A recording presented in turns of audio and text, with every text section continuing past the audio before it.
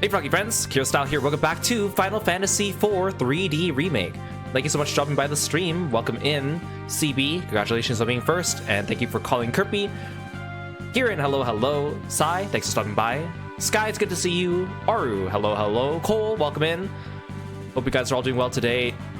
We are going to finish this game today. We are in the final dungeon, the Lunar Subterrane, and between the previous stream and this stream, I did some farming. I farmed for the rainbow pudding to give to Pudding Way, and I'll show you what that looks like later, just for demonstration purposes, but basically we had to walk from the save point all the way back to the room where the red fang chest was. You spam sirens. Every time you use a siren, you get into a fight with a bunch of flan princesses, and then you just throw stardust at them until they die, and then you just repeat. And it takes about 3 stardust to get rid of them. I have like 25 sirens and about like 25 or so stardust, so you can tell from the math I don't have enough stardust to get through all 25 of my sirens. So at one point I actually left the dungeon, went back to Tomra and bought some more stardust, and then came back. Basically, you walk from the save point, you go into the red fang room, you spam sirens until you run out of sirens or stardust, and then you have to close the game and reopen it. So I tried reloading from the autosave, but the autosave loads you after you move between maps or after a fight. So if you load the autosave, it just loads you after your previous fight, in which case you're still going to be low on sirens and stardust. So you actually have to load from the save circle, which means I have to walk back every single time. It also meant that you can't actually go to the title screen from this game or load the game unless you close it in this version of the game, because if I'm standing in a save circle here, if I go to the save menu, there is a title menu button, but the thing is this option is grayed out when you're not standing in a save circle. I can also press the pause menu, which doesn't show up on OBS, but it stops the music like this. You might have seen me hit it by accident a couple times, but it gives you a menu that just says resume or quit. Quit will close the game. So I actually have to close the game each time, load, walk from the save circle, do that. So it took me, I don't remember how many trips it took me, but it took me like give or take 3 hours or so just to get the rainbow pudding. And then I farmed for an extra hour or so just to get some XP to get everyone in the mid-level 60s to get them more prepared for the final fight. Now, that being said, so I finally got the rainbow pudding. The rainbow pudding is like a 1% drop rate from the flan princesses, but the flan princesses also drop a rare item called a pink tail, which if you bring it back to the smith, or no, you bring it back to the guy that like gave you the adamantite, he will give you adamantite armor in exchange for the pink tail, which is the best armor in the game. So if you plan to do a New Game Plus, the adamantite armor also carries into your New Game Plus file. Not all armor does. And so you ideally want to farm out 5 pink tails, which have like a 0.4% drop rate, to get all 5 people adamantite armor, which I'm not going to do. I was hoping that maybe I would get one while I was getting the rainbow pudding, but I did not. There's also other tails in the game you can farm for other equipment, which I'm not going to do because I'm not going to do New Game Plus. So you can tell it's quite grindy if you just want to get the best equipment for your new game, because like the game itself here is actually not that long, so I guess they wanted to give you extra content like that, even though they removed the bonus dungeon from the GBA and the PSP versions of the game, which is unfortunate. Anyways, I got the rainbow pudding. We're a little stronger. Also, when I was farming for XP, I actually fought an Ahriman, and the Ahriman dropped a protect ring. And I was like, oh sweet, another protect ring. And then I looked up the drop rate for the protect ring was 0.4%, so I actually got really lucky because that's like the best accessory in the game. So we already had a protect ring from like a chest, which I gave to Cecil. We got another one from a chest with a behemoth in it right before the end of the last stream, which I gave to Rosa. And the great thing is Protect Ring also halves your elemental damage. And then I got one from the Ahriman, so I gave it to Edge, so he also halves elemental damage, because I was going to give it to Kain, but Kain already has Dragon Shield and Dragon Gloves, which also have elemental damage, so the only one who doesn't have elemental damage is Rydia right now, but that's fine. I also found out that the Level Lust augment on Cecil actually boosts XP for the whole party and not just him, so I put this on while I was farming. I'll keep it on for now so that all the remaining mini bosses we fight give us extra XP, which will be nice. So we've seen that Rosa running out of MP is actually a real problem. Rydia running out of MP is not that bad of a deal because she can use Osmos on enemies and get back quite a bit. So I'm going to give the MP plus 50% to Rosa.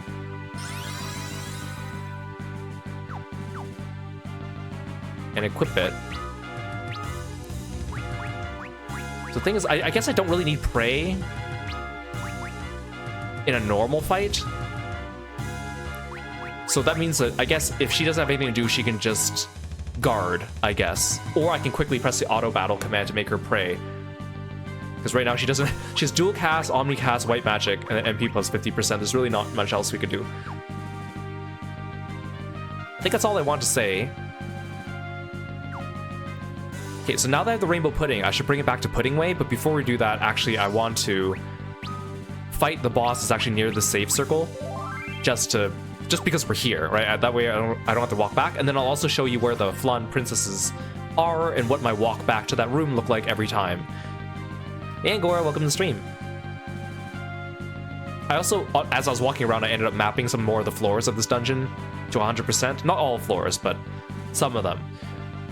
Because once you map everything in the game, you get the Treasure Hunter augment, which doubles item drop rate, so you can get that 1% into a 2%, or the 0.4% into a 0.8% when farming, which I'm not going to be able to get that on this playthrough because I didn't map all the dungeons we no longer have access to, like Tower of Babel and Giant of Babel, or Tower of Zot. Hey Joji, welcome to the stream, thanks for stopping by. Okay, so this will give us this weapon here.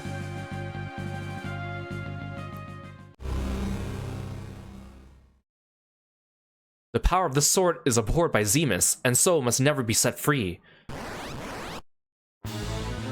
So it's just Bahamut, but a different color. Hopefully I'm not sure if he does the same thing to Mega Flare, so... Oh, he just starts off with a Mega Flare. Ow. What if I Bahamut him? Okay, actually his Mega Flare actually doesn't do that much damage, okay.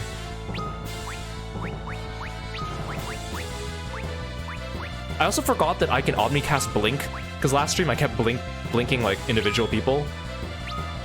I realize now I didn't need to do that.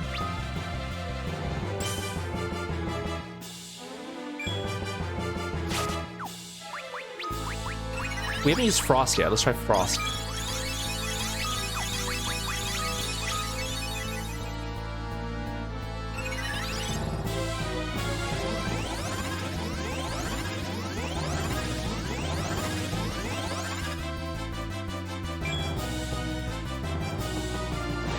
Take this, Bahamut. Bahamut!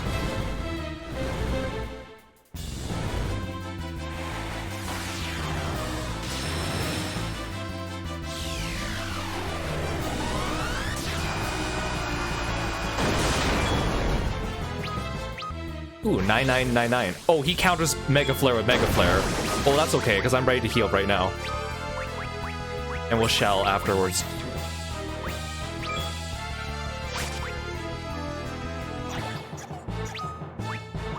The little squeaky sound when he does cry is so funny.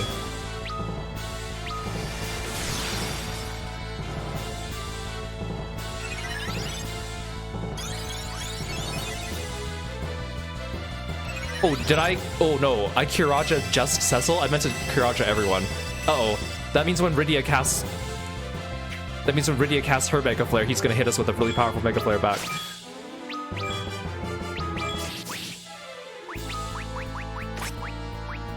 Hurry. Kiraja everyone.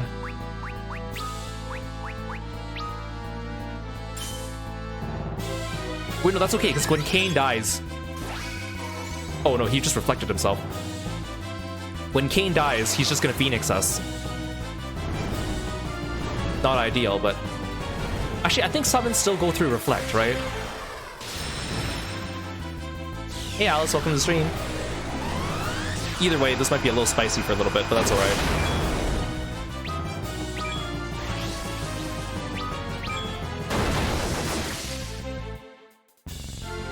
Phoenix, please.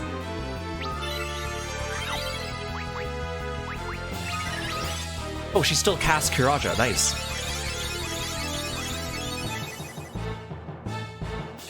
And we'll need Shell up as well. Okay, so don't hit him with a Mega Flare is what I learned.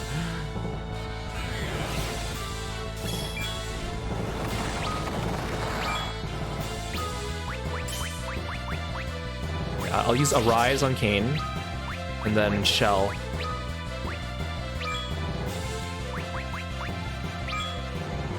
Oh, I should have. You know what I should have done? I should have summoned Asura.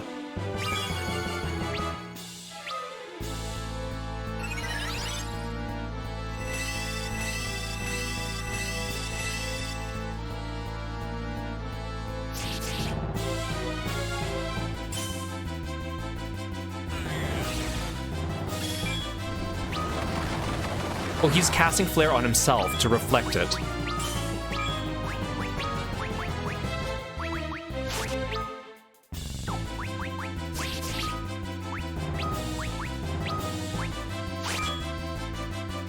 Oh no, I should have casted haste, because I forgot that the people that died don't have haste right now.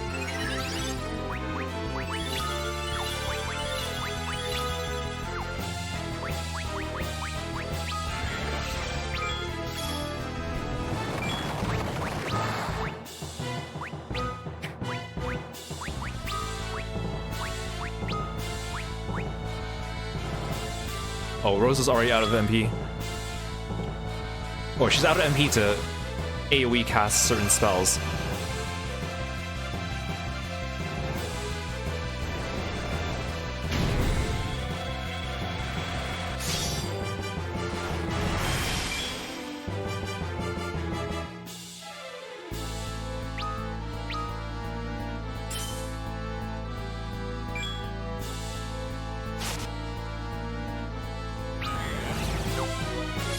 The flare counter kind of sucks.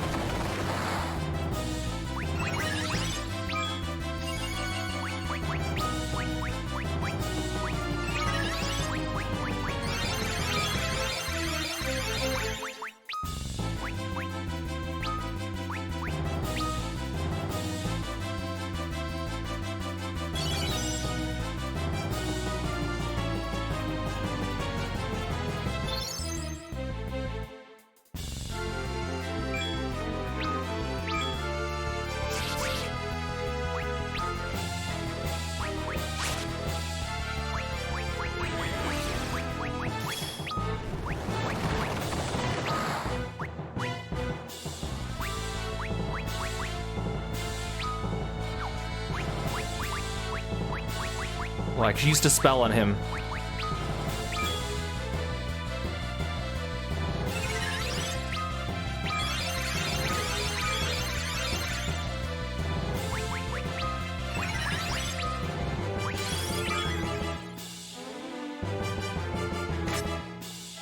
This guy's tanky. How much HP does he have left?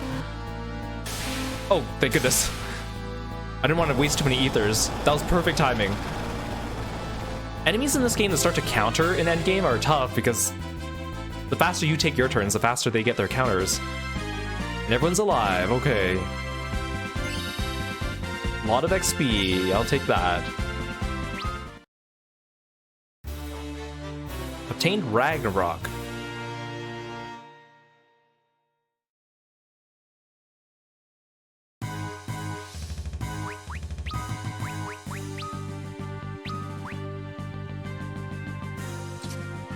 Ooh, even stronger sword and its holy element.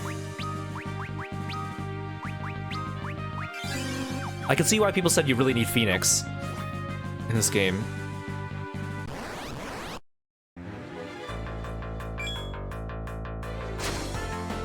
Amy Emergency, welcome to stream. Actually, you know what? I'll fight these guys. I'll get the XP.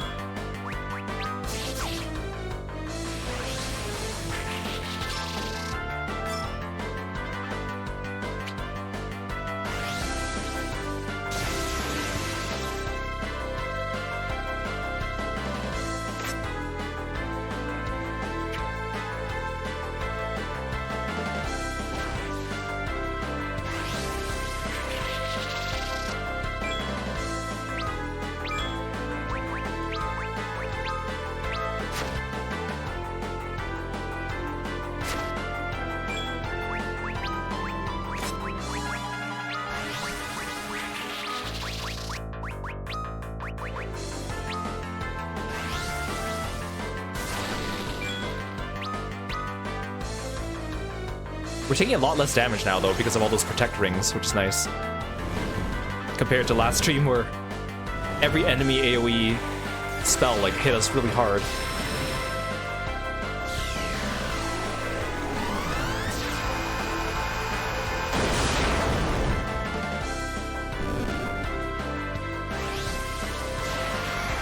Okay, Bahamut does so much more damage when Rydia has the Stardust Rod on.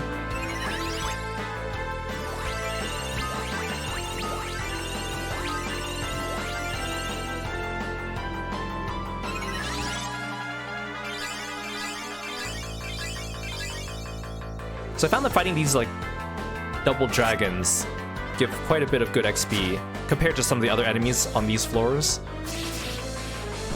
Oh, like the Little Murderer. I found out what the Little Murderer does. So when we fought him, we found out that he just constantly casts Libra on himself. And the reason why is because it makes it so that if you target him, it'll tell you that he's weak to lightning. And then if you get tempted, if you hit him with lightning, then he gets really mad and then hits you with a bunch of really strong attacks. That's what he's doing, which is kind of a clever idea, but it doesn't really work because when an enemy uses Libra in this game, it's not like it immediately tells you their weaknesses. You actually still have to target them and read the description to see what it is. I wish it was like you do Libra and then it immediately tells you like, oh, this enemy's weak to this and this, but it doesn't. So I like the idea, but in practice it just doesn't really work the same way that you think. Again, kind of unique, which is cool.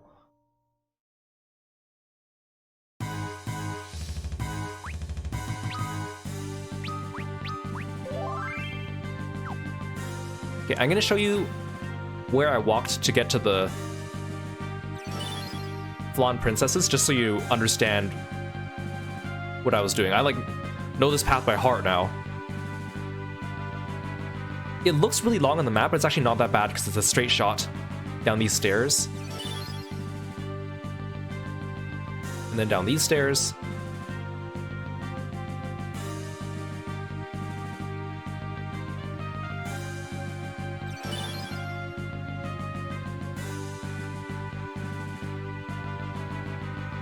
It felt like such a long walk though, because last time we actually had to get all the chests along the way.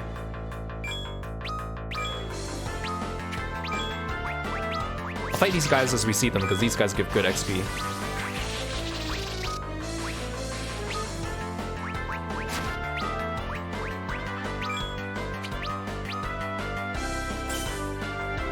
Cecil's doing good damage now. He's also not missing as much, which is nice.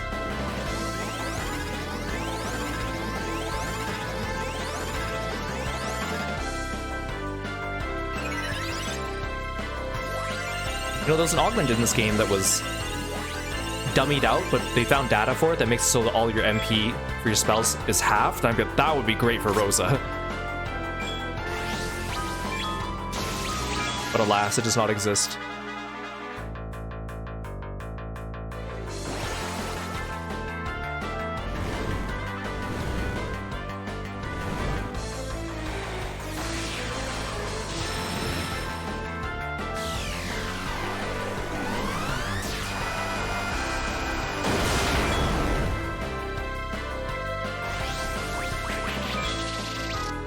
Oh, I should have used Asuna.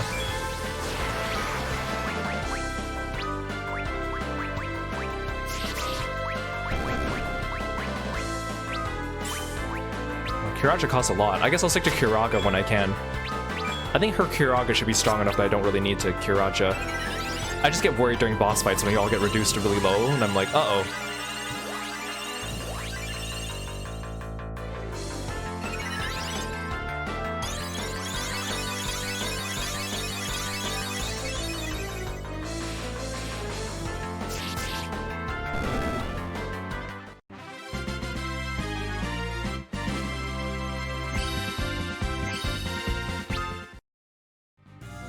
Nice levels.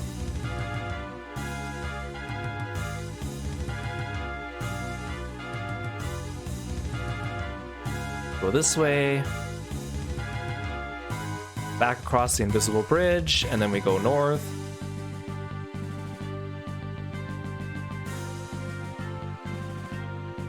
Oh, I also keep forgetting that I can cast slow on enemies. I should have casted slow. I guess I did cast slow on that Bahamut, but it was annoying because he just counters. Okay, so it's this room over here. Oh. I guess I'll fight this guy. This guy's pretty easy. All he does is cast Doom. And because Cecil has draw attacks, he only attacks Cecil.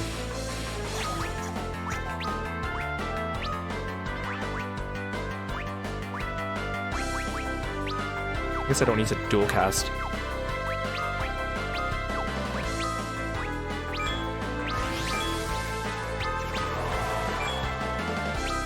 If Cecil dies though, then he starts casting Doom on different people. But every time he gets a turn, he just casts Doom on Cecil, and it says no effect because he's already doomed.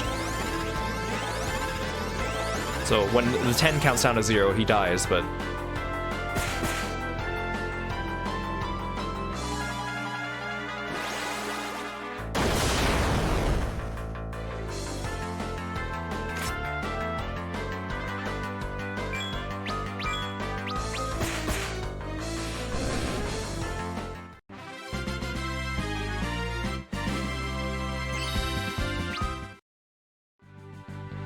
Okay, so it's this room here.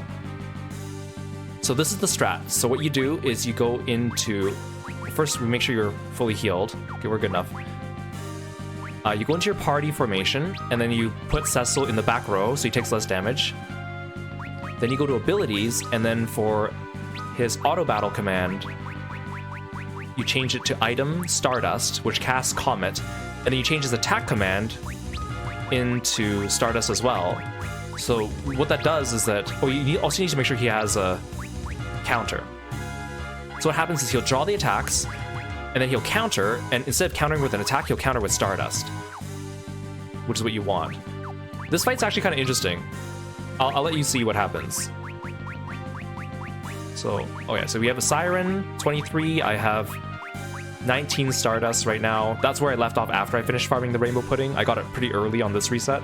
So use the Siren, which triggers an instant battle with one of the enemy groups in this room, which in this room is only Flan princesses.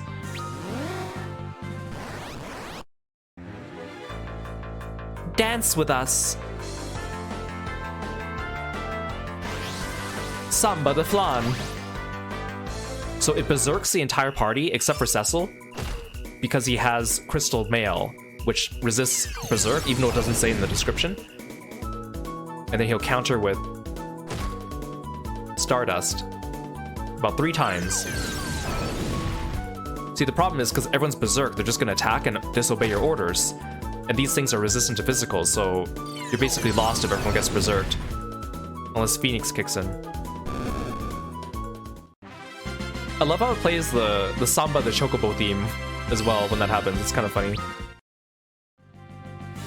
So it's an interesting idea.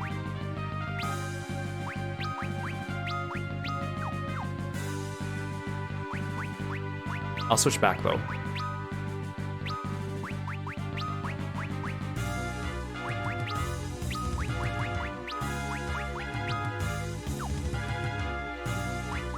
Okay, let's get out of here and deliver the pudding to Pudding Way.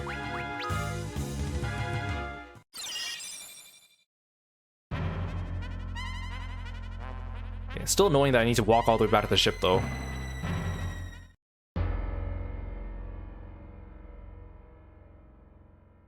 But that's what old games do.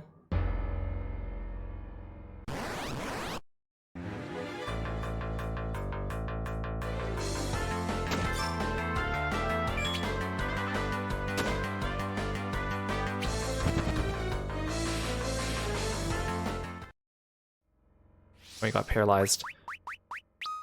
Okay, good. I keep forgetting whether paralyzed persists.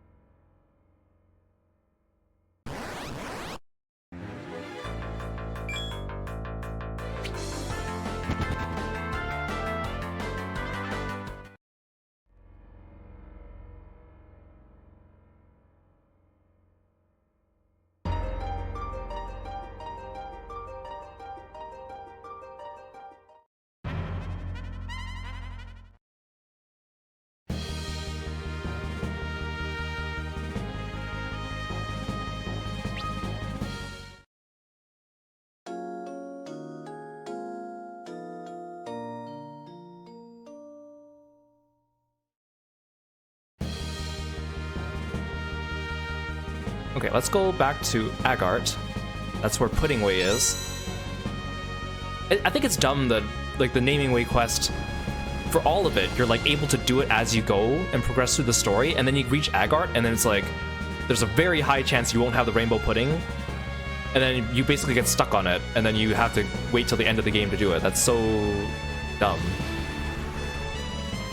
I can take the Falcon, because we'll need to go to the underworld as well.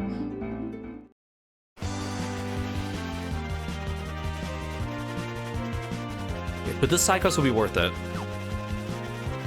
Also, because it actually has, like, story.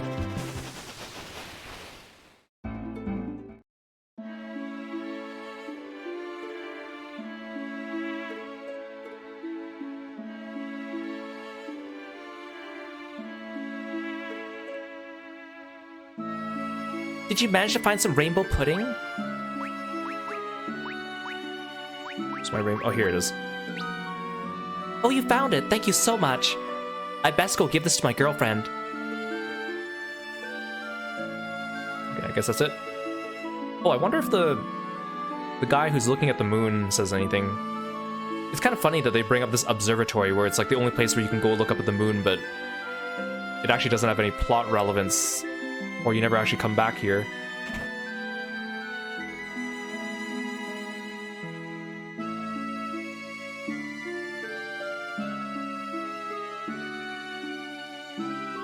He doesn't say anything different.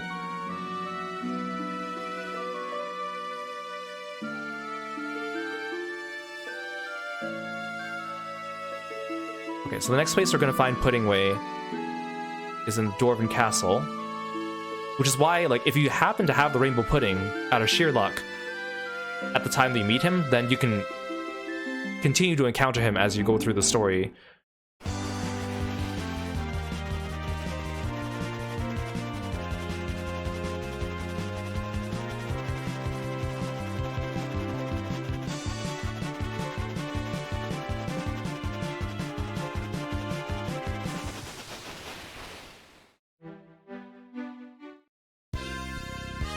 I can't remember if he's at the inn or the pub, so we'll go check out both.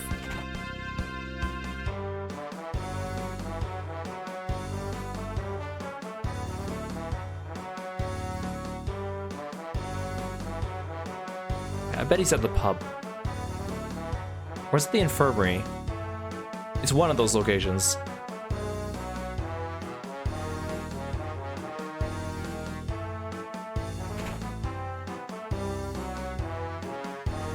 That crazy old man really did it. He fit your ship with a drill.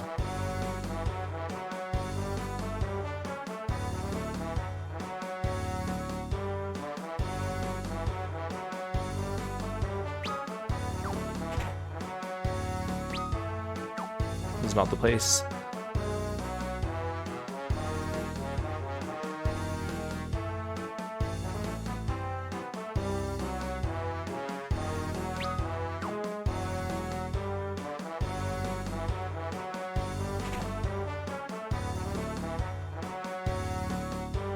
Oh, there he is. Oh, hello, Cecil. Are you trying to drown your worries down here, too? No? Well, good for you. You remember when I went to go give my girlfriend that pudding last time? Well, when I got there, I found another man giving her a present of his own. You can't imagine what it's like, Cecil. I've given up on the world. Nothing matters. I just don't care anymore. Pudding Way became Moping Way, the apathetic. What do you want, Cecil? Haven't you done enough? Why don't you just leave me alone? Oh, them's fighting words. Oh.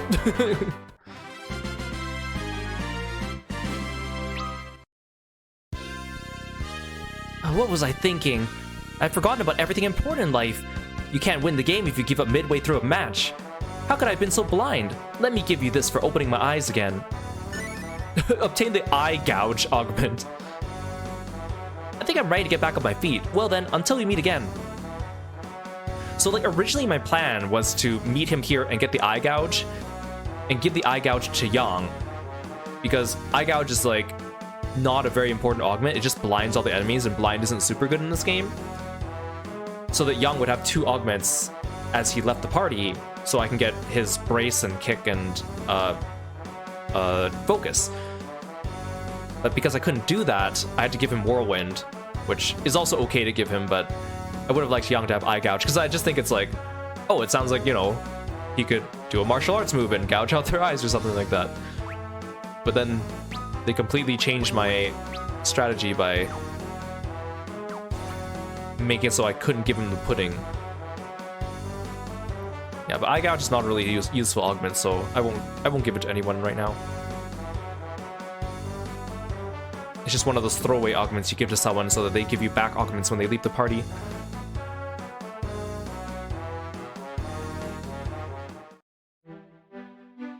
Okay, so the next place we're gonna find him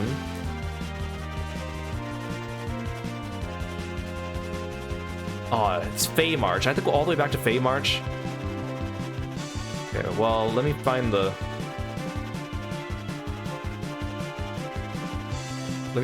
map.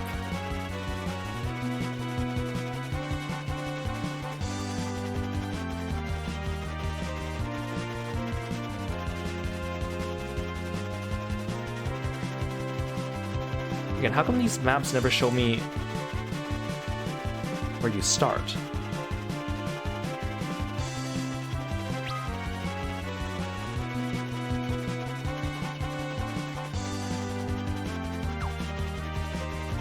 Wait, no, that's the Sealed Cavern.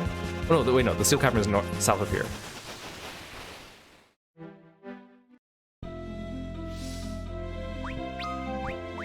So when you float on everyone...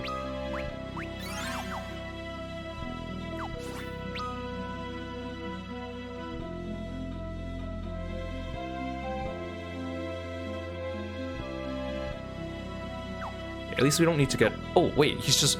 Wait, this guy's right here. I'm heading back to town right now. Care to join me? Oh, I don't need to walk through the Fey March every time? I'm scared of monsters, so let's hurry. Oh, that's so nice. I didn't realize there was a quality of life for that. Thank you. I thought I'd have to walk through here every time. Okay, well, where's Naming Way, then?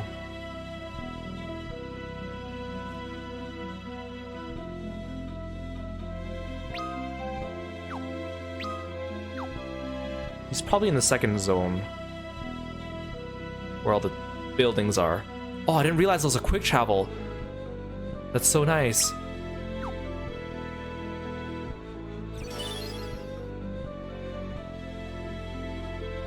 Oh no, this is the exit.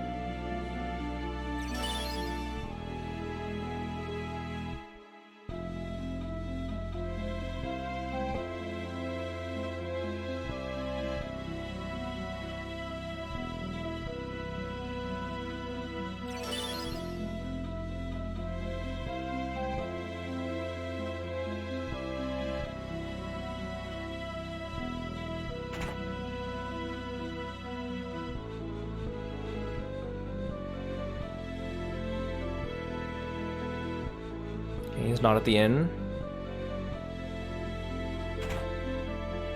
Only the Sylph Cave had a shortcut back. Oh, this is the guy that was looking for all his friends. I was like, this save room didn't have this many people before. That view up there was something else. I especially love the clouds slowly floating by. The Hallowed Father is the greatest of all Eidolons. He reminds me of how much more work I have to do. The oasis water was awesome. Nothing could beat a cool drink in the hot sun. I really want to go there again sometime. That sword I had made is awesome. I try to stay close to home on future adventures. That dwarven brew sure was tasty. Can't wait to pay him another visit.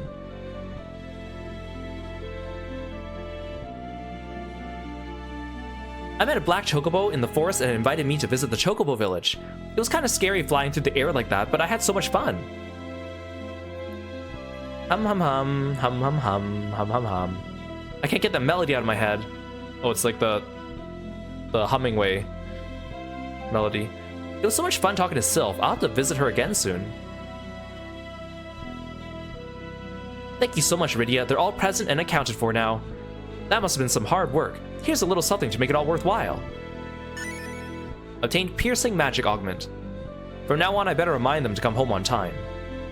So piercing magic makes it so that your magic goes through reflect, which is good for Rosa, because it means that if your party member has reflect on, she can still heal them instead of having it bounce off of them.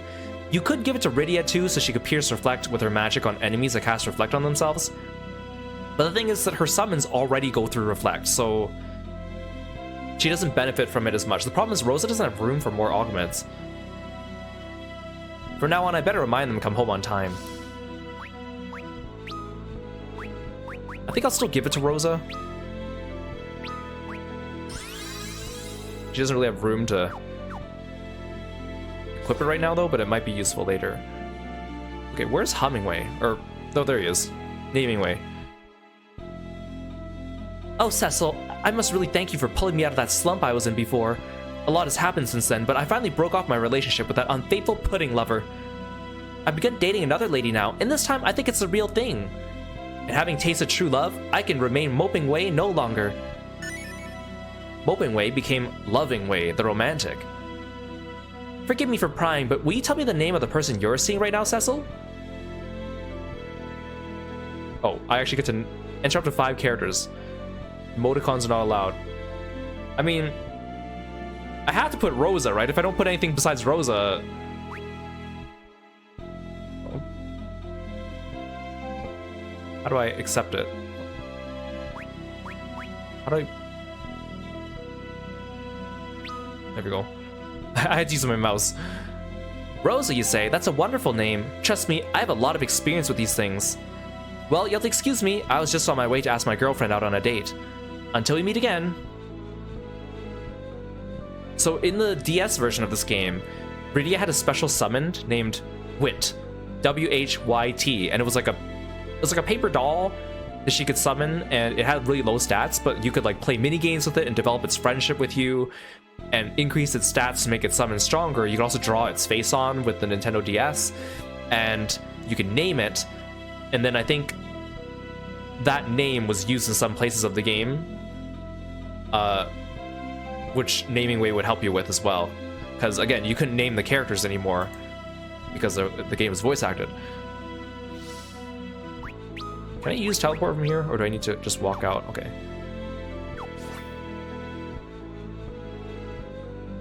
Hey Blaze, welcome to the stream. Thanks for stopping by.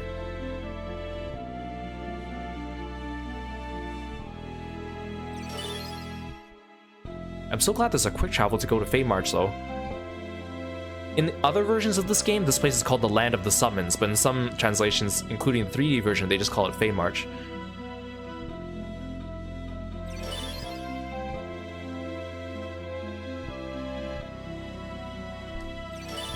Okay, so now the next place we're gonna find him is Mysidia.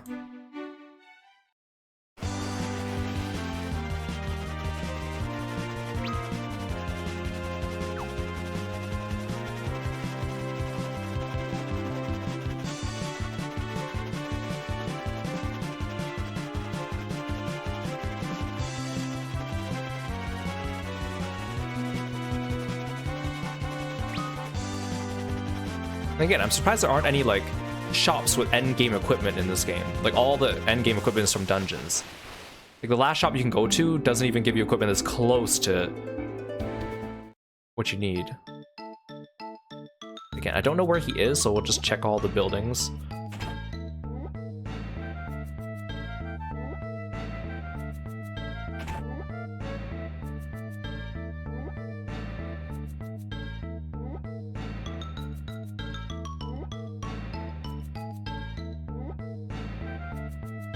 Hey Sho, welcome to the stream. Thanks for stopping by.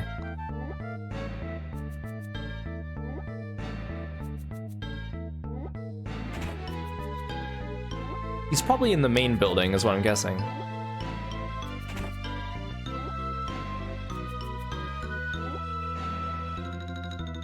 I also love the idea that the Elder was just like, okay, I'll go free Palom Emporum. I could have done that at any time, but you know, I'll wait until it's convenient for the story.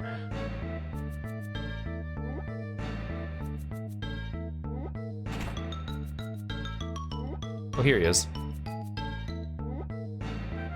Oh, greetings and salutations, Cecil. What brings you out this way? Myself? Well, actually, I'm getting married.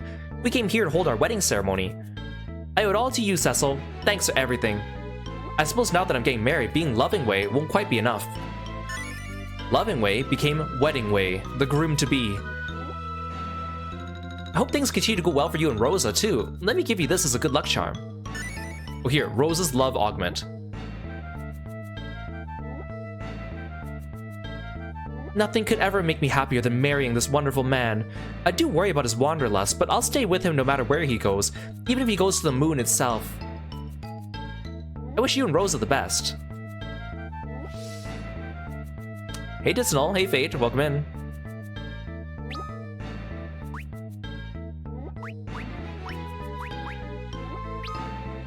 So, this ability is interesting, because I find it interesting that you can actually give it to anyone, but it's supposed to be for Cecil. I'm gonna save before I use it just in case, but like generally you give it to Cecil. I'll explain what it does. It's pretty good, but you need to work to farm it, which I'm not gonna do.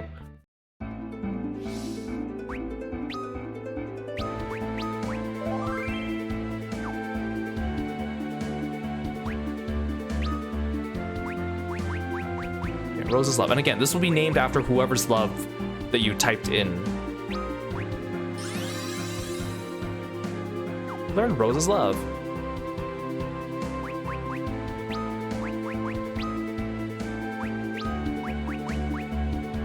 So basically, Rose's love is a stronger version of attack. It's basically attack, but it gets like +1 for every time you've used cover in the game to cover someone. So what you do is you go into a fight, you get everyone killed, except for Cecil, you revive someone with low HP.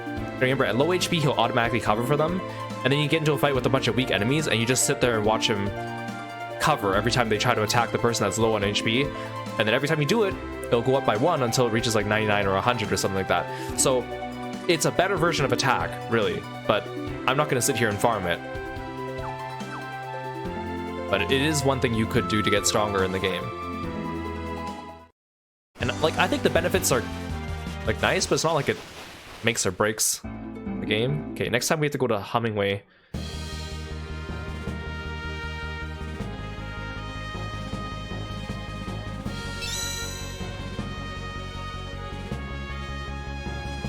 It's just funny, the idea of typing in anyone else's name besides Rosa and then giving it to anyone other than Cecil. Kind of silly.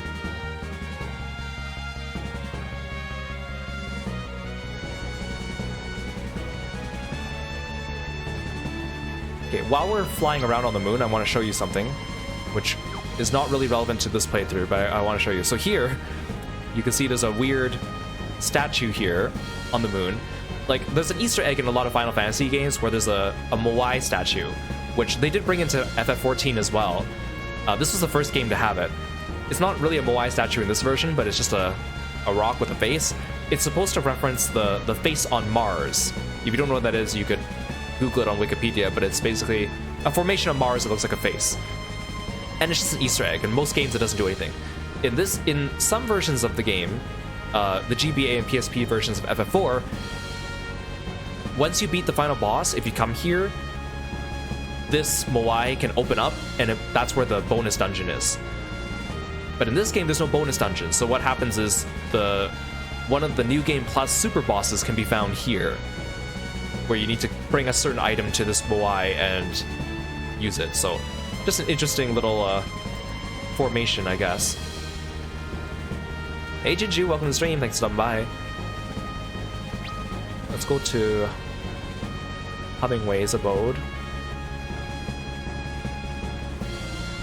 I like how the Crystal Tower is marked as a town on the map. Or the Crystal Palace. I mean, technically it is, but it's also a dungeon.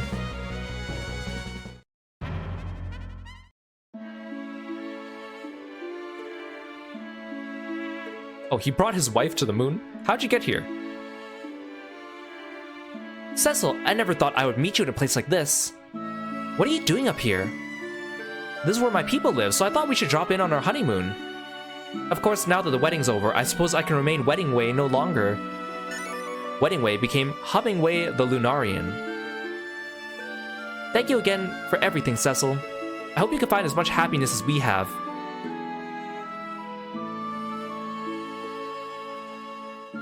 A honeymoon on the real moon. It's like a dream come true. I knew I picked the right man.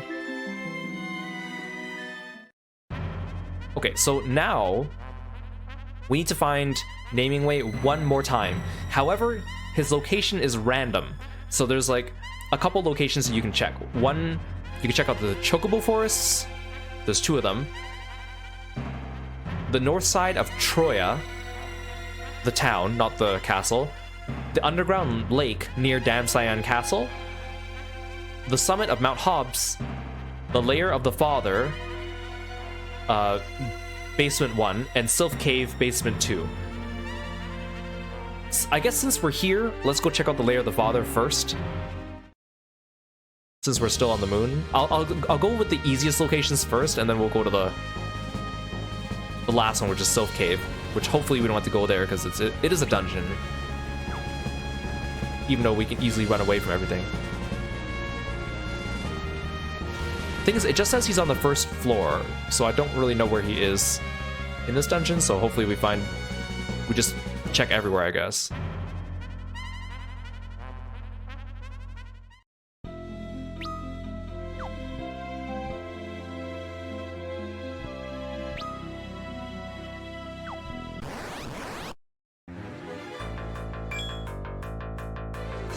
This last visit with Naming Way will be worth it.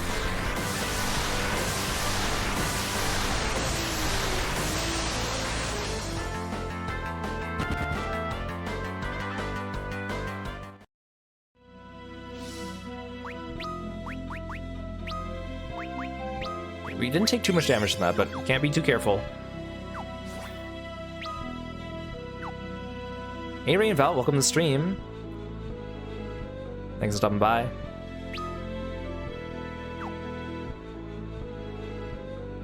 Wait, is this B1 or is this 1? I guess we'll find out when I go through the exit.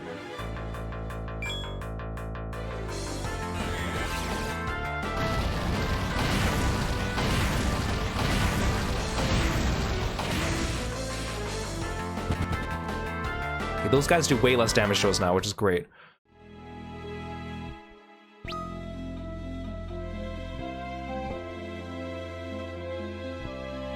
I doubt he's in the hidden nook with the chest, so... Come on, I'm so much stronger than these guys. I should be able to run away, like, immediately.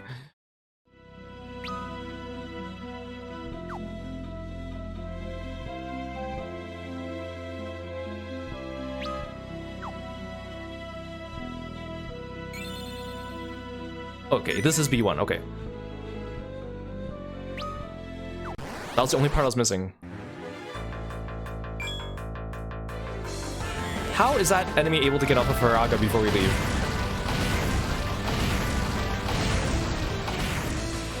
Crazy how little damage it does now, considering that, like, last stream it was still doing, like, at least in the thousands for us. Why is it taking so long for us to run? From one dark mage. Okay, I feel like he's probably not here. Oh, come on.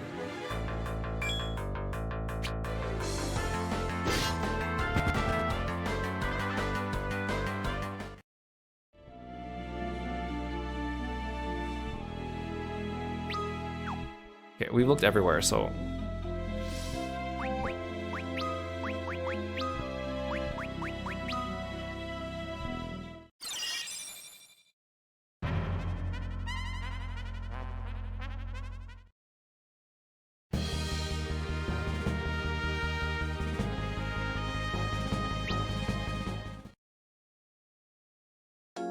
Okay, I think the next location we'll check out... I guess we'll start with the Chocobo Forest near Mount Ordeals, since that's where we're gonna land when we go back to Earth.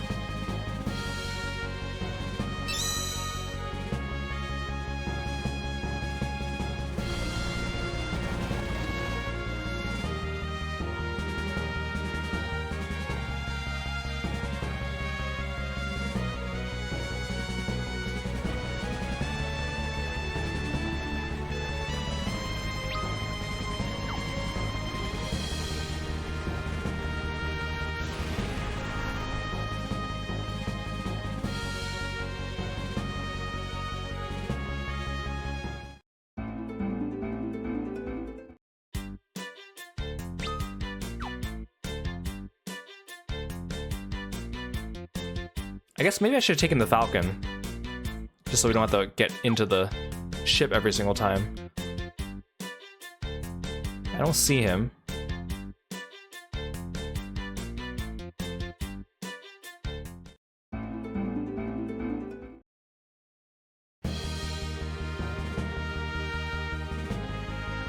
Also, I guess we might need to go to the underworld as well, so let's go take the Falcon instead.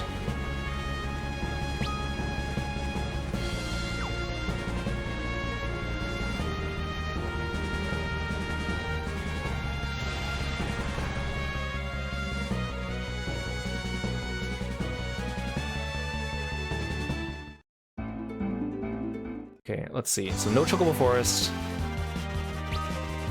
Troya, Mount Hobbs. Okay, let's go to Troya, because then we can get 2 birds with 1 stone. I'm also let's just map the edge of the map here while we're here. I forgot that you can go around the world like this as well.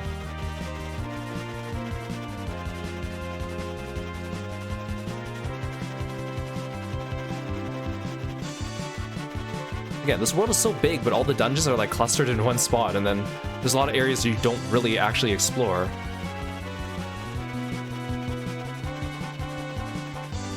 There we go.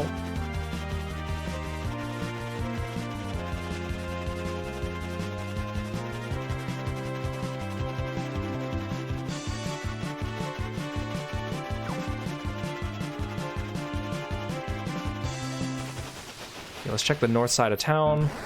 Oh, immediately out of the gate.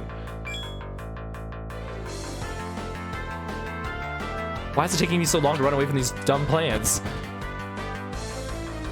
I should be able to instantly run away from them. Okay, so it says north side of town.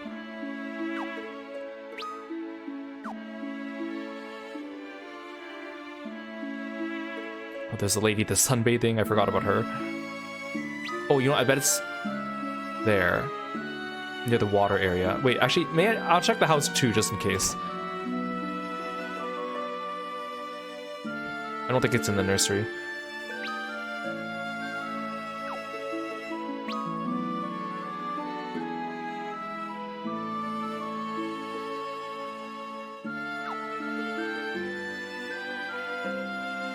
I think I need to get into the water.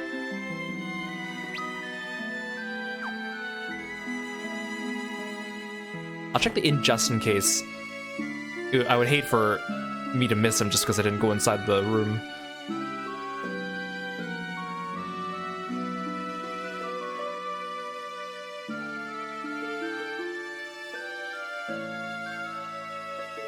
It's been a while since I've been to Troya. Especially since we mostly went to the castle.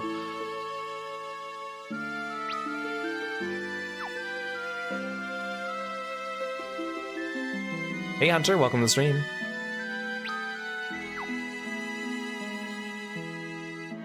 I'm guessing he's not here.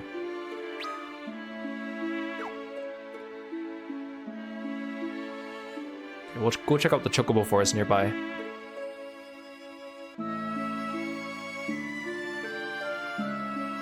Great, now my armor's all wet.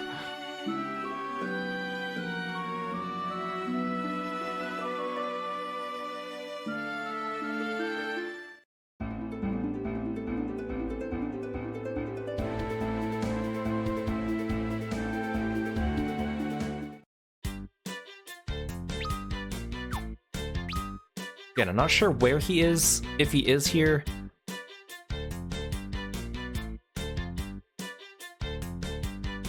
There's like a bunch of invisible blocks over there with all the flowers.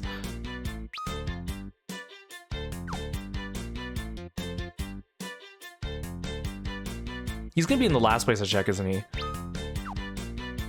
A lot of people said they found him in the Sylph Cave, which is like the most annoying one.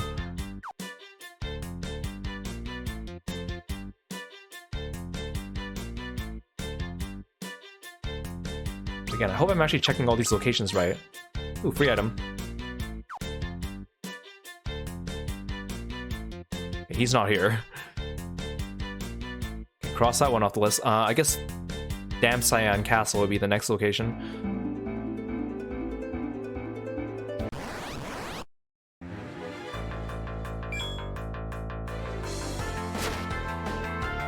and then Mount Hobbs, and then Sylph Cave. So it might just be in the Sylph Cave. It would suck if he moved locations too, and you had to like actually encounter him. Dam Science also a place we haven't really gone back to because the place got destroyed.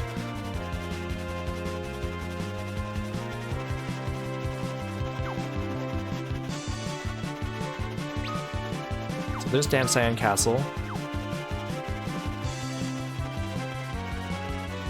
I mean, I can't land here. Come on. There's clearly enough space. Fine.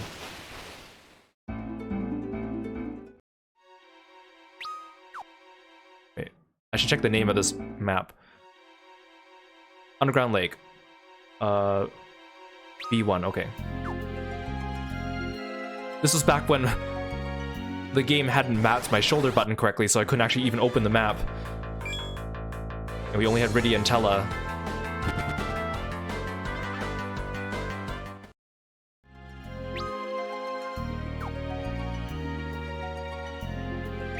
As well map.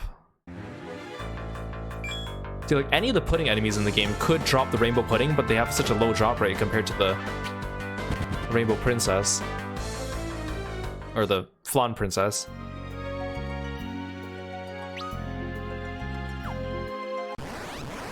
Oh my god, why is the encounter rate so bad?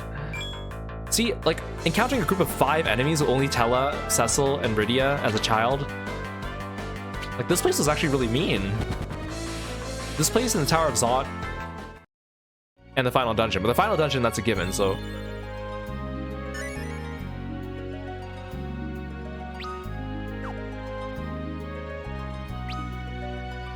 Oh, I have an unopened chest.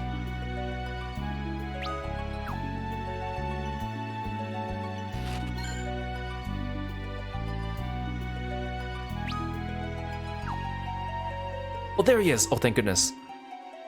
Hi, Photon. Welcome to the stream. Oh, Cecil, it's good to see you again. Have you been well? I couldn't be better.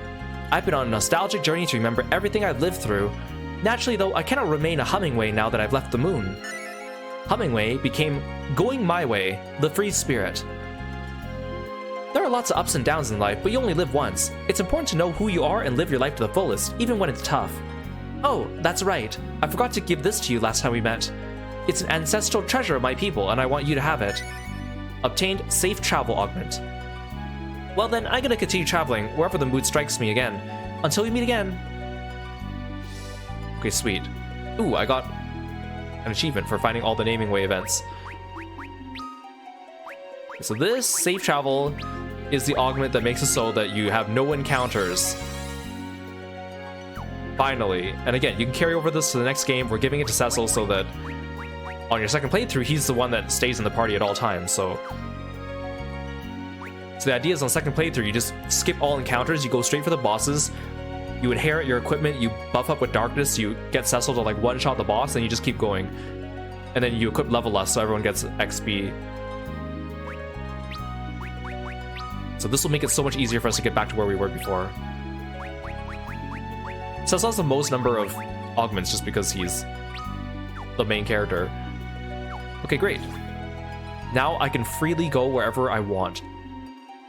That means that we can also safely go back to where we were in the Lunar Subterrane without needing to fight all those monsters, which is great.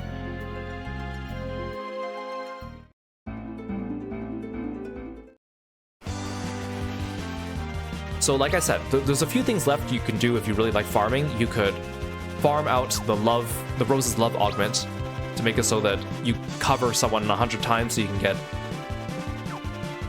extra attack on Cecil, which isn't super useful, but is useful. You could farm the Flan Princesses for the pink tails, which again is like a 0.4% drop rate or whatever, and that will make it so that you can exchange them for adamant armor, which you can carry over to New Game Plus, but then you probably want to farm out 5 of them, which is awful. Again, easier done if you have Treasure Hunter augment as well. And so the pink tail and the adamant armor exists in all versions of this game, but in the 3D versions they add extra tails that you can bring to that guy as well, and you can exchange those for onion equipment. Onionite equipment, like onion sword, onion helmet, onion bracers, onion armor. Those also carry over into New Game Plus, but only very specific enemies drop those items, and it's also a very like low drop rate. So again, if you want to farm those out and get the best equipment, that's something you can do in the game, but most people probably will not do that because it is a pain in the butt.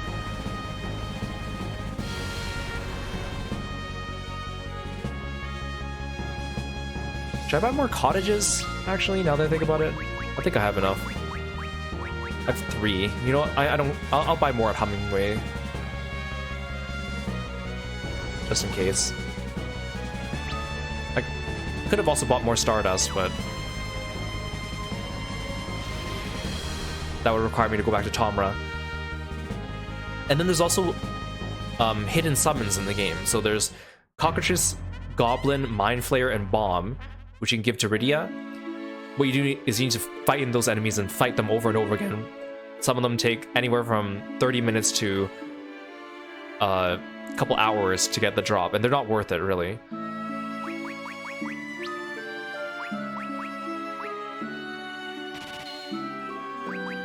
I guess more Phoenix Downs wouldn't hurt. Ethers are so expensive, though. I have 13 dry ethers. That should be more than enough. Oh, I have like 13 elixirs. That's more than enough. I keep forgetting I have elixirs because I keep hoarding them. Your party also can be like semi-immortal if what you do is you just keep getting Kane to use Phoenix, and then when he comes back, just immediately use an elixir on him. And that way he has enough to Phoenix you every time he dies, which is kind of funny.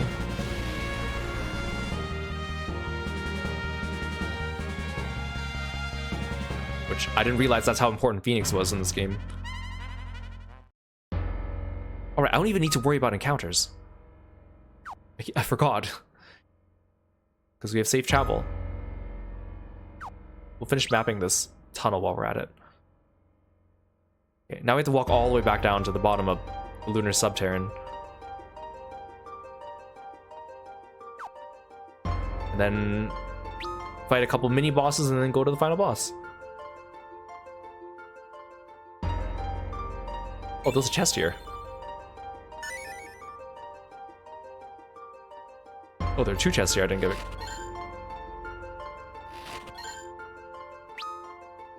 Free Stardust.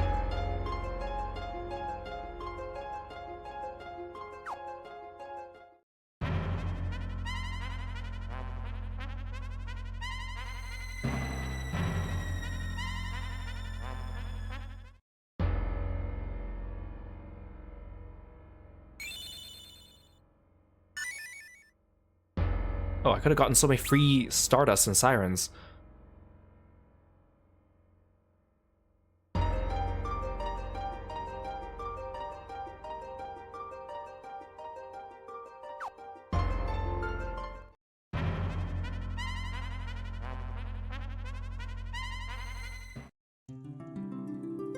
You know, it's interesting too that they have like, you know, we have the 4 crystals: fire, water, wind, earth, but those are not the elements used in Final Fantasy. Final Fantasy is ice, fire, lightning, and there's no ice or lightning crystal. And the ice crystal is not the same as, or ice element's not the same as water. But then in this game there's also the dark crystals, and then there's the lunar crystals, which we just saw in that last room. And those don't seem to have elements. They're just like, oh, those are the dark crystals. Those are the dark counterparts. Those are the lunar counterparts.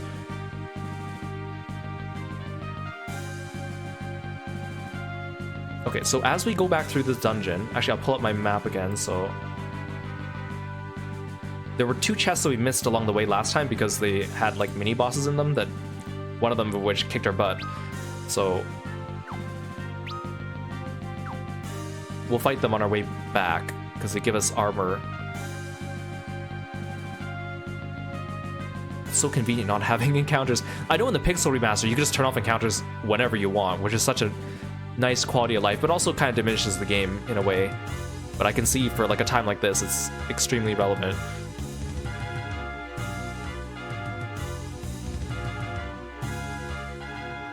At least the Safe Travels Augment is not really missable. Like, the Treasure Hunter one's missable in that we can't do it now at all. Okay, where am I again? Oh, here.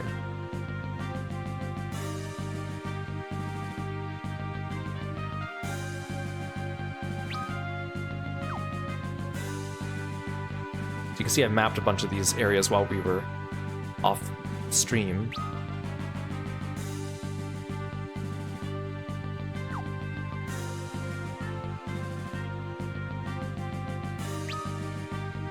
Wait, this is a...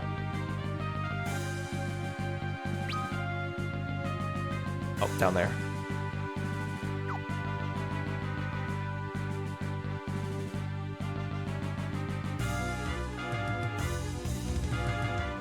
Again, I wish the Lunar Subterran had its own dungeon theme instead of just using the Red Wings theme.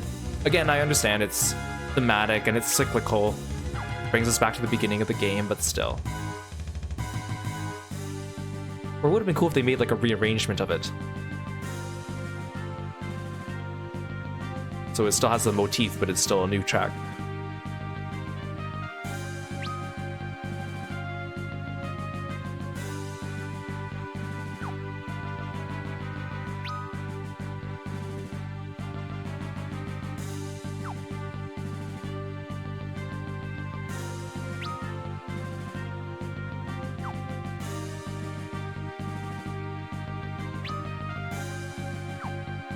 See, it's deceptive too, because this path you actually need to do to progress, but it's a hidden path.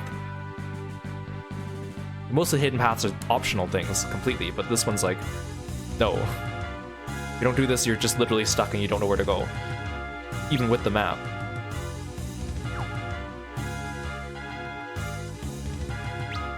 Okay, so this enemy is that red dragon, which spam thermal rays, which really hurts. So again, the strat is you want to use Berserk on him, so he only uses physical attacks instead of thermal rays. I think last time we didn't have Protect Rings, but this time we should be good because we have things that have elemental damage. I think what I'll do is when I start the fight, I'll get everyone to guard until it's Rose's turn at least. Just to survive until then. I'll also do level less so we can get extra XP.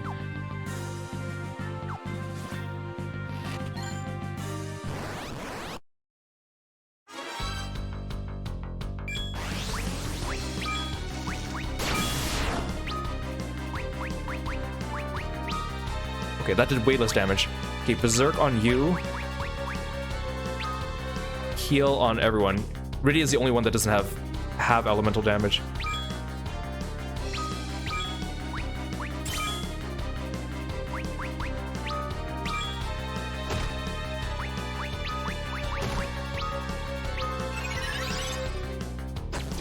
Oh, I forgot Edge has smoke, which lets us just run away from battle right away. Did Berserk work? I can't tell. I think Berserk makes you red, but that thing's already red. I'll just trust that it worked. We're way stronger now too, so...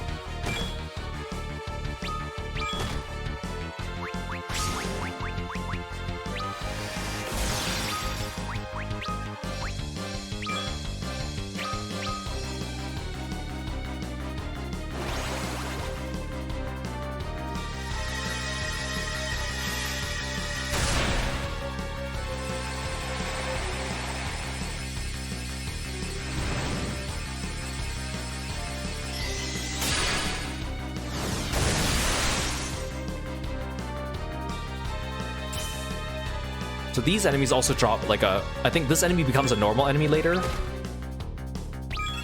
And drops, with a small chance, Red Tail, which is one of the things you need for onion equipment. It's horrible that they have all these like rare... Like all the best armor in this game and stuff are all just super low rare drop things.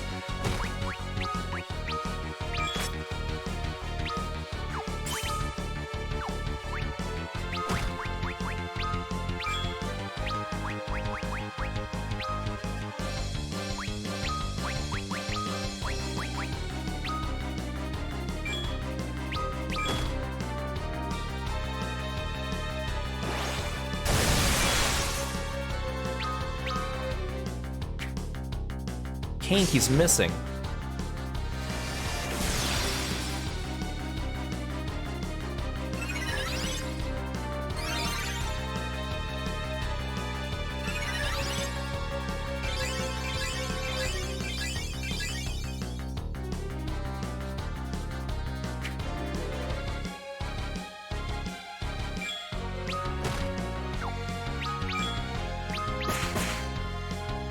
Edge was just more damage without ice.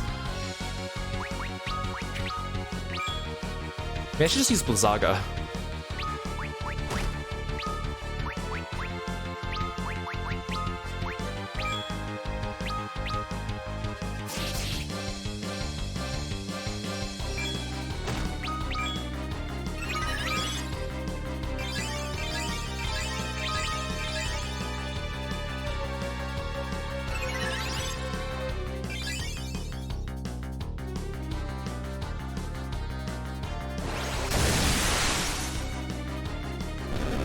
Okay, that was way easier.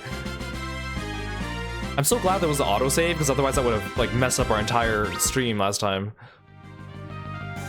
Okay, I got new armor.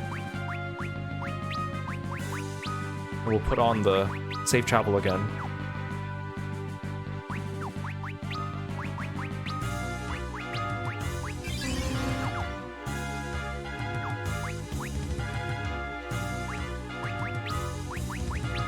Got crystal gloves. I think it's the protect ring is better. And Cecil's the one taking the most damage. Actually, I should give it to Kane then. Oh, he can't wear it. Okay. Other option would be to give Cecil the crystal gloves and then Kane the protect ring, but then I need something that has elemental damage, and the Dragon Helm works here, but it's kind of a waste I don't use the Crystal Gloves though, but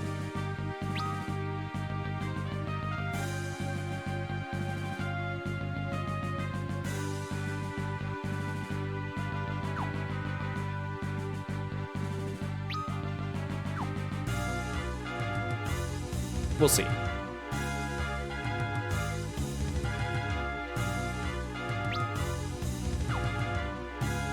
Hey Luck, welcome to the stream. Thanks for stopping by today. We'll do the same thing. Level Lust. Crystal Helm. Oh, you're just a normal enemy.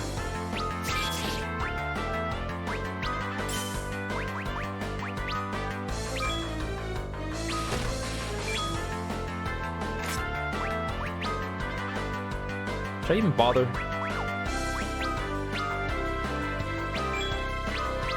No, I won't bother using haste and stuff. It's just not worth it on a normal enemy when I'm saving MP.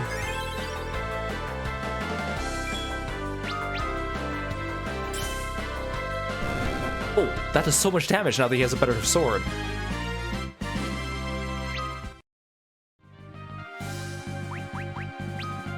That was amazing.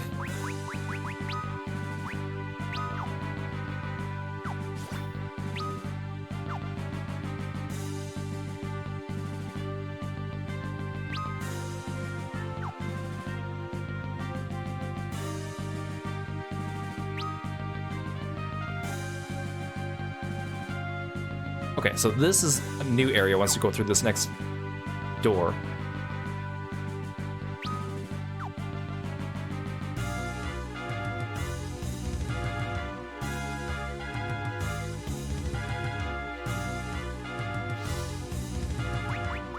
Again, I gotta make sure to switch to Level Lust.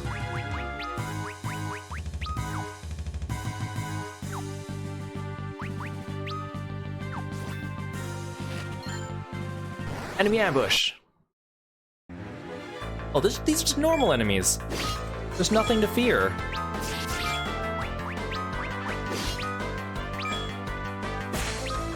Maybe I shouldn't have even used Bahamut. That's kind of a waste.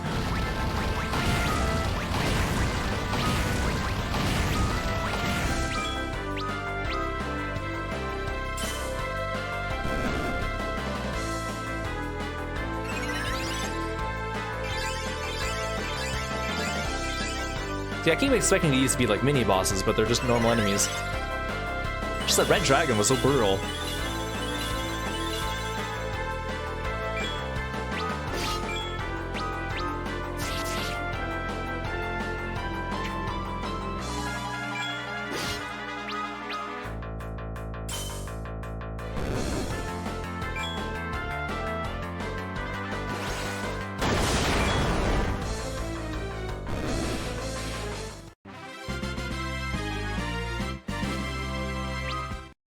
They didn't even give that much XP.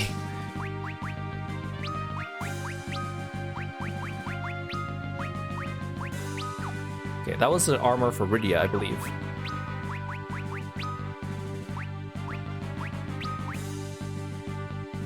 So it lowers her magic defense and magic evasion, but it raises almost everything else. Oh, it lowers her intellect though. Ooh, but defense is good. The problem is I kind of want more magic defense though, so maybe this isn't the best thing for her. Speed though, that's a pretty hefty speed increase. Stamina. See, I found out that strength in this game does correlate to attack, and that intellect does correlate to magic attack. So I don't know why sometimes it increases strength but doesn't increase attack. I think I'll take this. I think I'll take this. I think that's a good trade-off.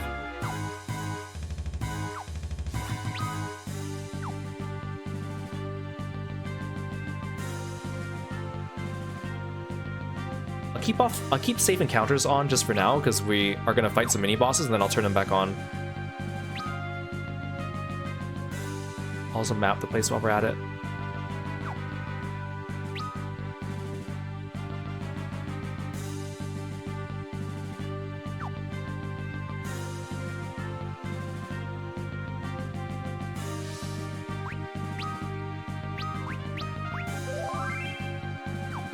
Okay, this is the last save point before the boss, but there's actually quite a ways to walk still, which again is kind of mean, because then if you lose to the boss in the original game, you have to walk all the way back. Oh, there's a chest in here. Is it just a cottage? Yeah, that's what I thought it would be.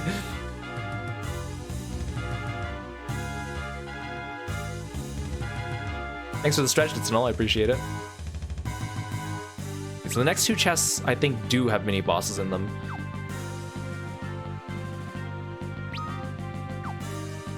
Oh, it's not even a chest, okay. Oh, interesting. So, like, Edge, Kane, and Cecil's weapons are on these, like, pedestals, but then Rosa's and Rydia's are just regular things in chests.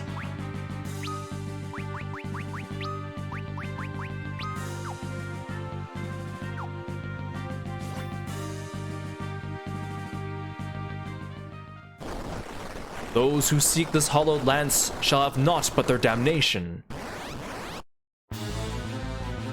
Plague horror. I like how normal bosses now have the Archfiend music. Oh, you doomed all of us. Uh-oh. So we gotta go all out.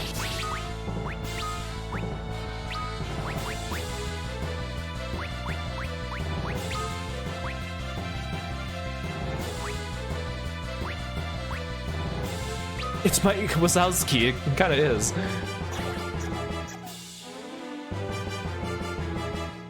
I wonder if he does anything else besides just cast Doom on us. It's like, I'm wondering, do I have Rosa berserk everyone, or do I have her actually, like...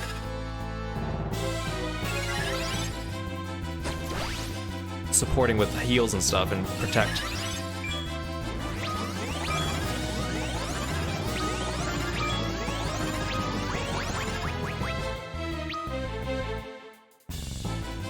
Wait, does haste? I think haste increases. Oh, haste might increase the rate of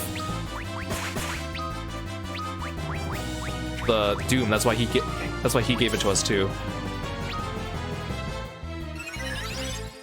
But if we kill him fast enough, actually no. If we die, Kane's just gonna resurrect us with Phoenix.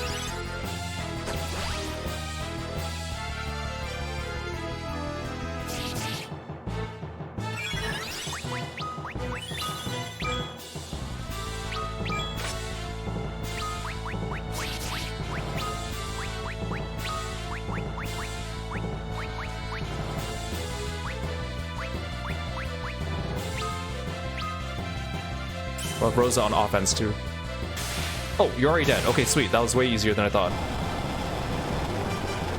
I thought it was gonna be like the Bahamut fight where we were like, get off by the skin of our teeth.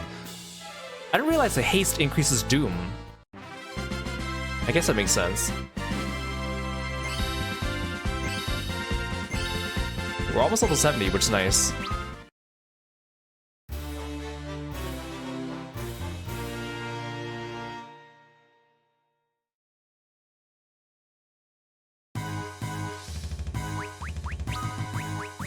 Like how every time I open my menu, you just see Cecil going, "Kane was used well," which sounds so weird out of context.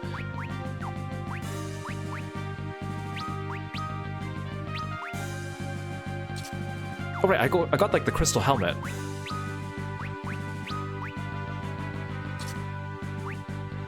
Yeah, so I need the protect ring because if I equip the crystal gloves, I won't have anything that halves elemental damage. But I don't think anyone else can equip the crystal gloves.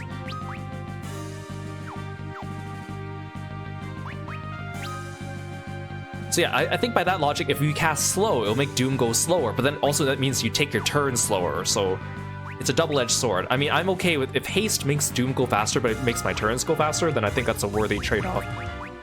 Oh, so Kane cannot equip the crystal gloves. Yeah, that's okay, because the dragon armor gives him half elemental damage as well, so the only one that doesn't get half elemental damage right now is Rydia, which is, I guess, okay. Not ideal, but...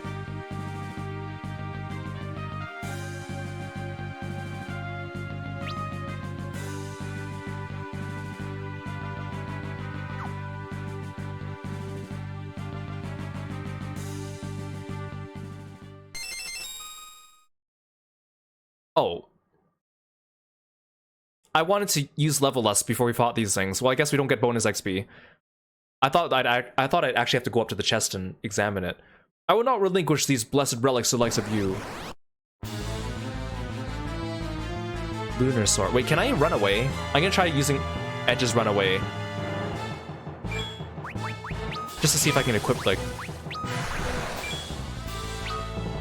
What happened to everyone? Oh. Oh, they turned into frogs.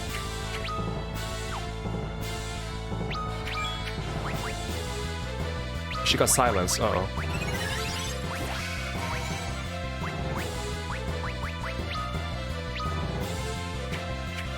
Look at everyone trying to punch as a frog. I was really hoping for extra XP from these guys.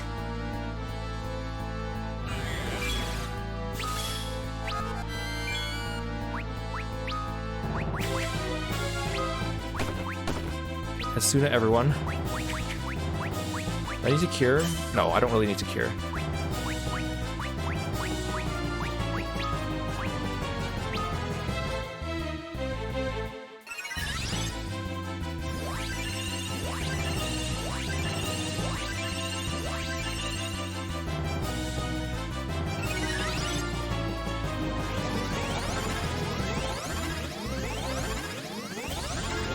Darn, I was really hoping to level us this thing though. Should I try smoke? I don't know if it's gonna work. Probably not. It's probably a waste of time.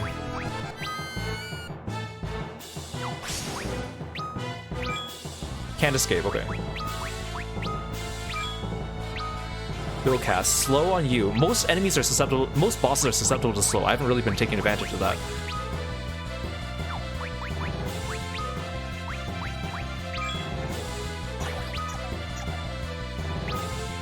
Oh, but Cecil's accuracy against this thing's really low.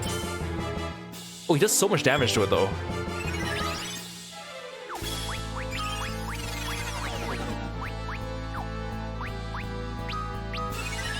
It's hard to tell. I guess if you don't see no effect, that means it worked, but it's hard to tell when you actually inflict a status effect on the enemy properly.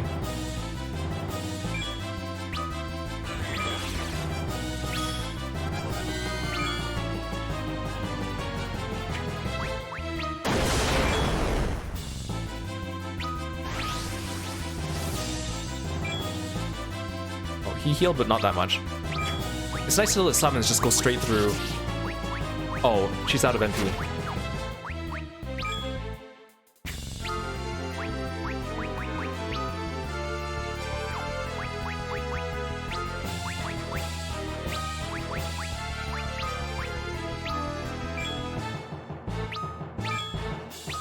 I bet there isn't a spell that increases your accuracy.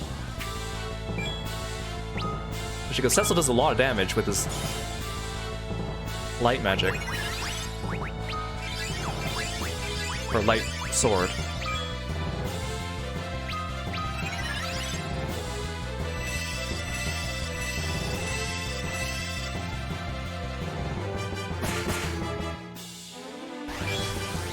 Oh, not the bad breath. I like how it looks like everyone disappears.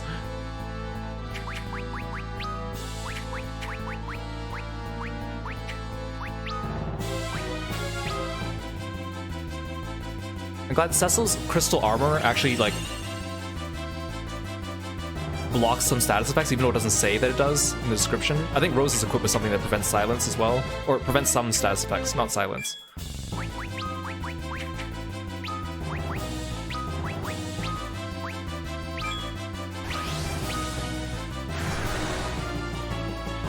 Oh, thank goodness he missed Rosa. She's just about to Asuna. Oh, his bad breath frogged everyone, but they were already frogged. Or toaded everyone, and they're already toad, so it just undid it. It's funny. I keep forgetting that that's a thing. Like, if you cast Toad on someone that's toaded or Mini on someone that's minied, it just like undoes it, which is so funny. But not really a mechanic you actually really need to make use of in the game, because by the time you learn Asuna, which is usually pretty early, you don't really need that anymore.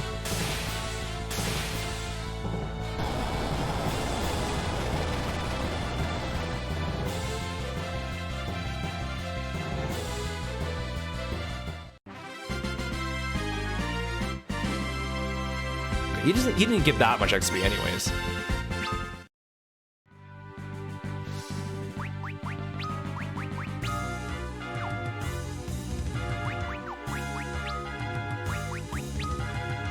It's a good thing I gave Rose a MP plus 50%.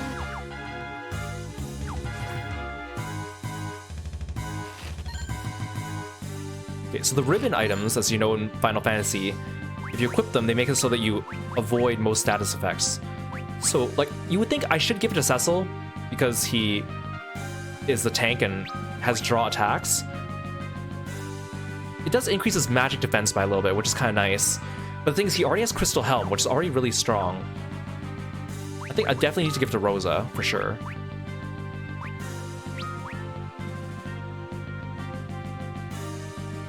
Magic defense to 34. The thing is, like, Kain already has, like, a good armor, so I don't think it's really necessary for him. I should probably give it to Rydia or Edge. Rydia for sure would use it, but the thing is, she's not a super important party member right now for me. Genji Helm's not that strong, so... Ooh, his magic defense is really high with that. Yeah, I'll give it to Edge. He also does, because, like, I got dragon armor for Kain, and then I had crystal armor for Cecil, but Edge did not really get any special armor, really. I don't like how it doesn't even list here that the ribbon protects against status.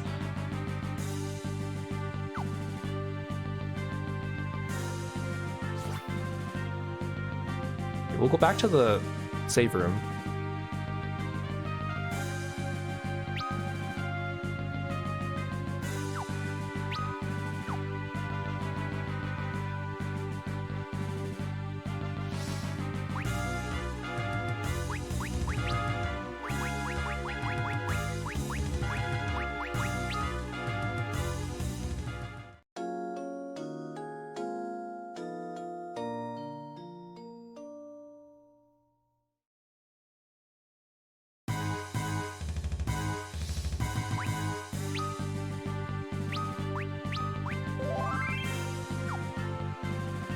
I can turn off safe travel so we can actually experience the rest of the dungeon, and then I'll use safe travel to get back to the save point.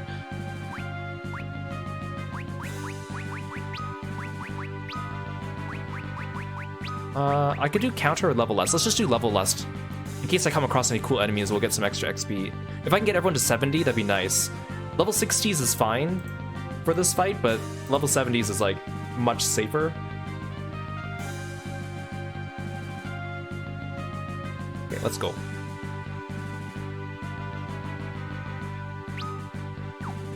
And I think there's a couple enemies that are only on these last floors.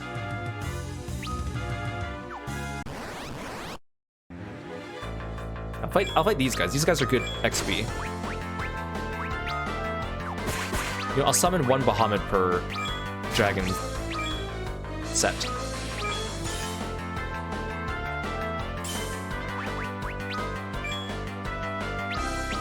can't use prey.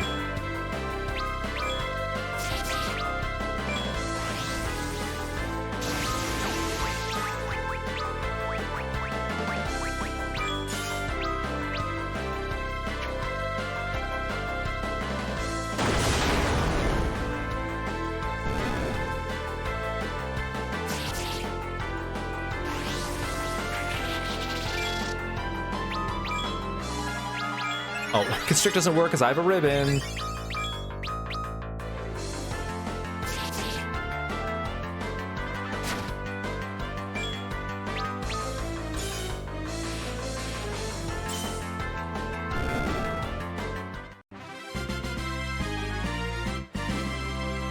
These guys get pretty good XP for just normal enemies.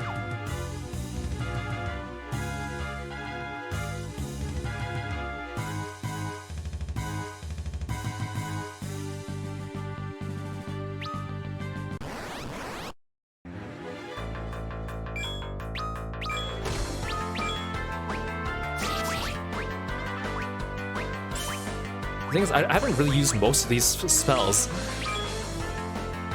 in the game.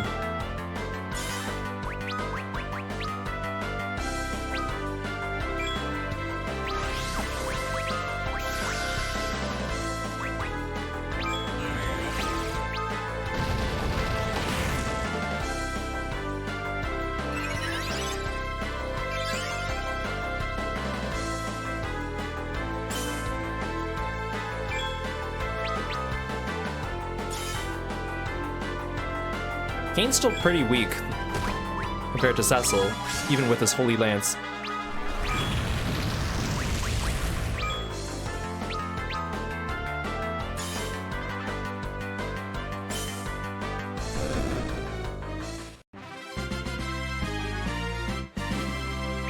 Oh, that one dragon gives a lot, actually.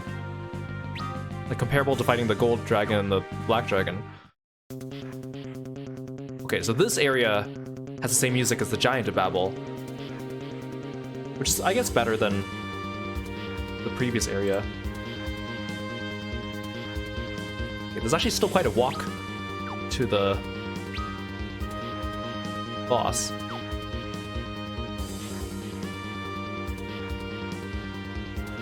But it's mostly a straight shot from here.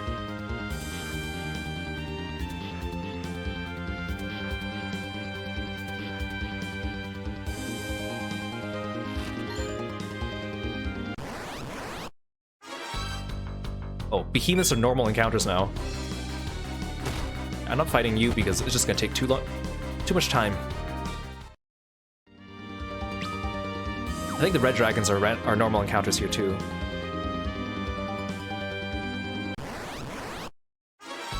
Well, this is a new enemy.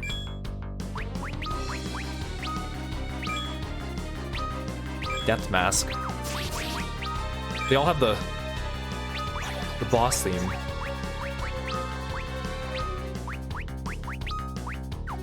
Wait, shell or protect? Let's shell.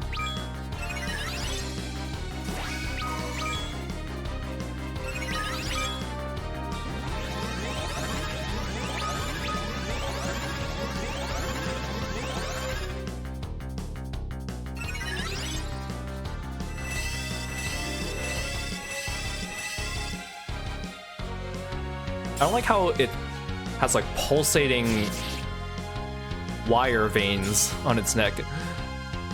What is this that we're fighting?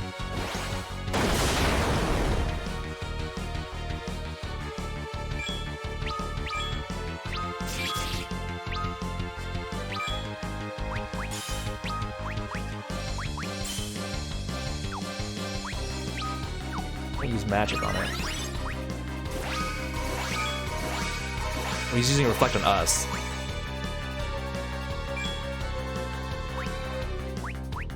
I could just spell that, right?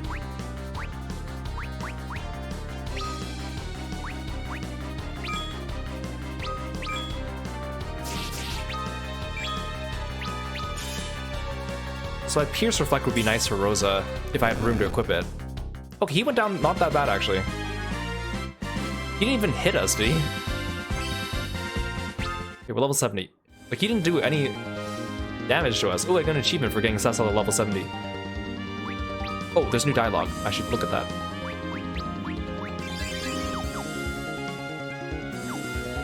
Even I've done unforgivable things. First Mysidia, then Mist. Cecil protected me, too. All of our thoughts are with you, Cecil. No, that makes no sense. I would never hate Rosa. I feel like Kane's having another descent into madness as we go down this dungeon. He's talking to himself and telling him to resist the evil's call. Never trust a dragoon. I guess I just like these crazy people too much. Aw, Edge.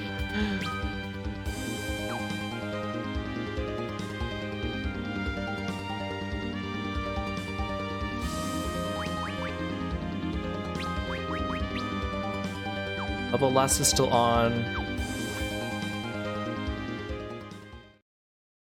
The ensorcelled blade of Masamune will never bend its will to that of men from the blue planet.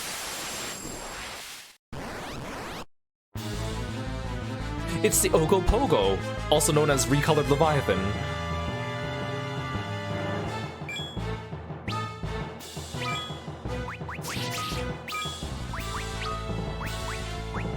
I'm guessing you don't like lightning?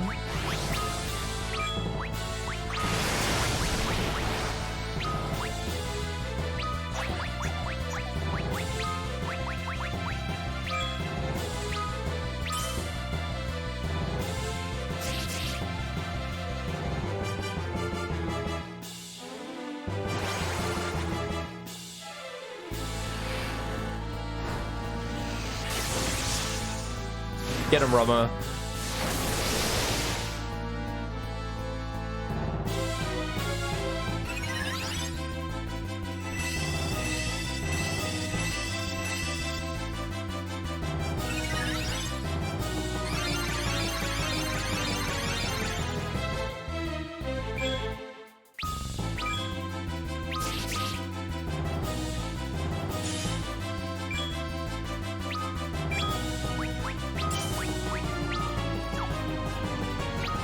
Should I use Thundaga? What if he uses Reflect, though?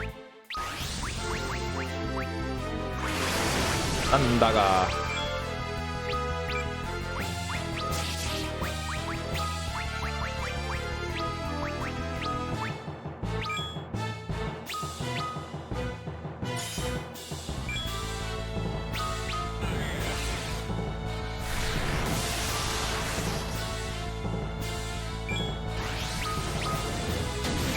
Counter with Whirl. A Whirl is like Tornado. Oh god, that really hurt.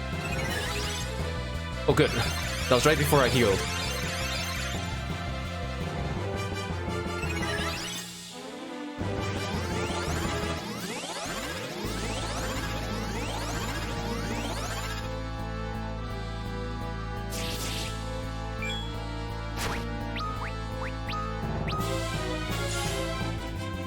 Kane is not that strong.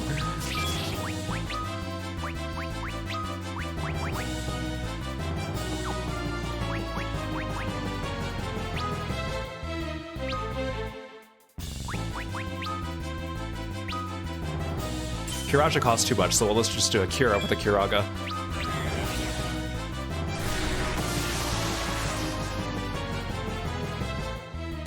Oh, you're dead already. Goodbye.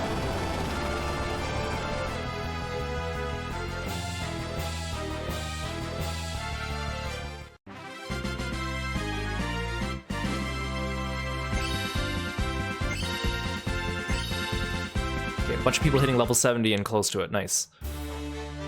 I got Masamune.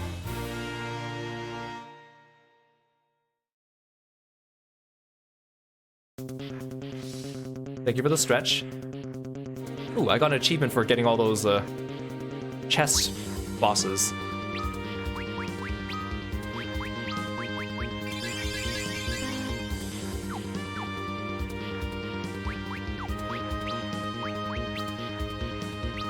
Do Masamune in this hand, and then Murasame in the other hand. There we go. The Edge's strength is 64, attack 115. Kane's strength is higher. His attack is also higher, but he does less damage, it seems. I know there's like a calculation for dual wielding which is how they calculate edges.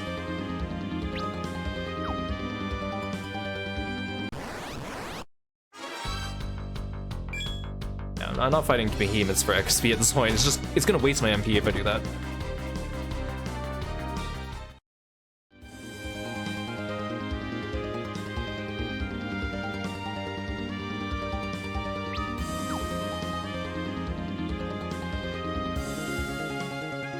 I think there's just a few chests, but there's no boss chests yet. Should I keep fighting these things? I kind of want to get edge to 70.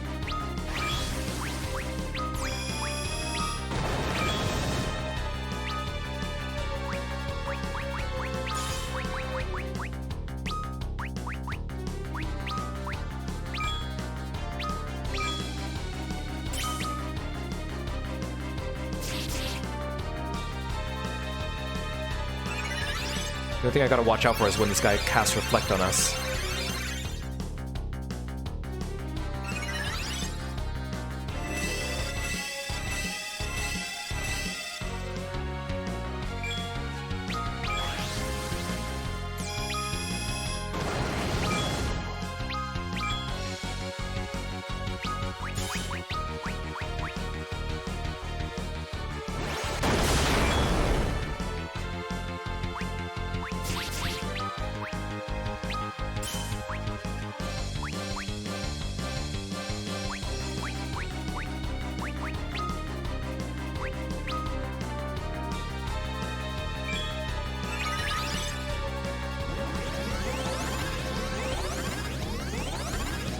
Iridia, she's the only one that doesn't have elemental damage.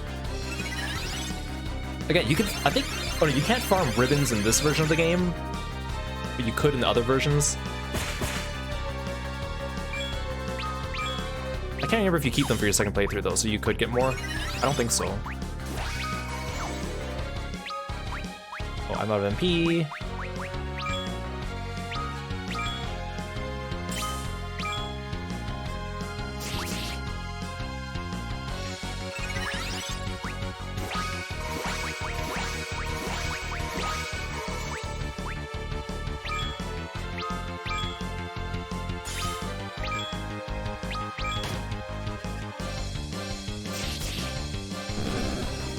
Okay, we actually kill him quite soon after he does the reflect thing, so...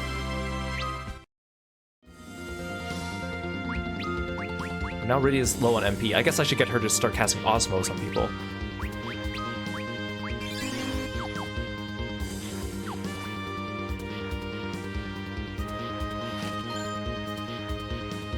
Elixir. See, those would be good for reviving Kane.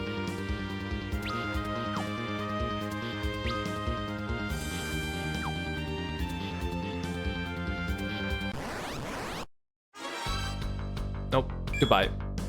Again, it's nice though that I remember that Rosa can do AoE blink on the party now, so that actually is really useful for the behemoth, but it still takes way too long to kill them.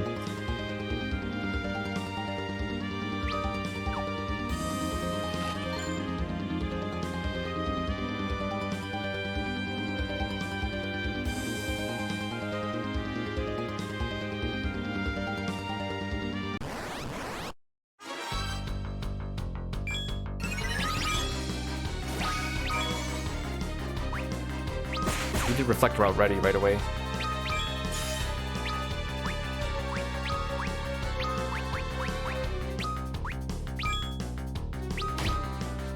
I want to see if I can get at least edge to level 70, so... Problem is Rydia can't Osmos these guys, so she's just sitting here doing nothing.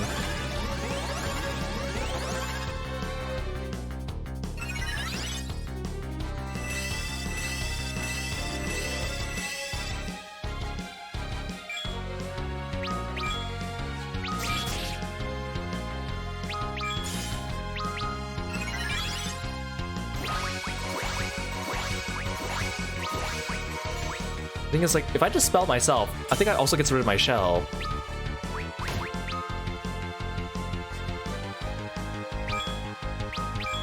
I guess I don't really need it. He's not really doing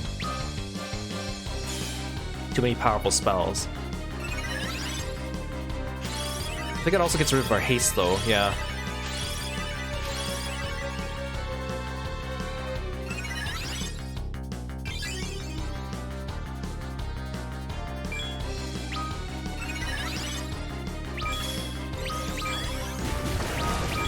Owl.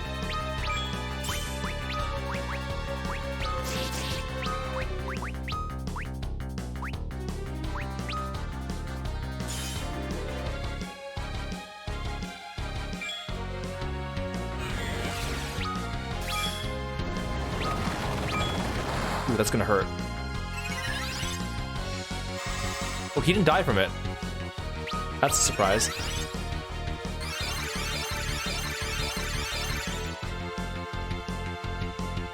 I guess I could also dispel the reflect from him, but...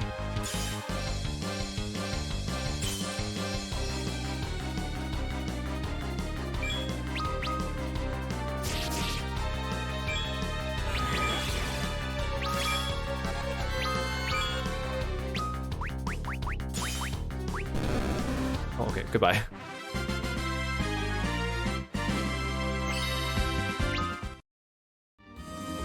Kane's behind everyone level, but he's catching up okay. How close is Edge?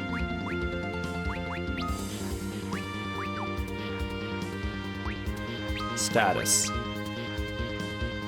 Oh, next level 16,000. Okay, that's pretty close. I think I can get Edge to 70. Where am I on the map?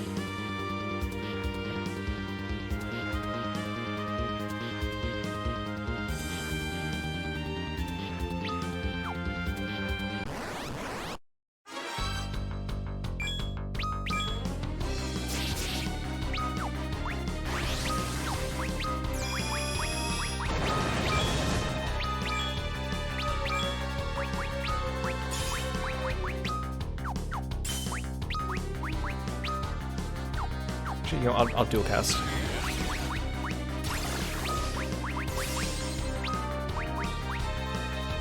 Ooh, she got 99 from that.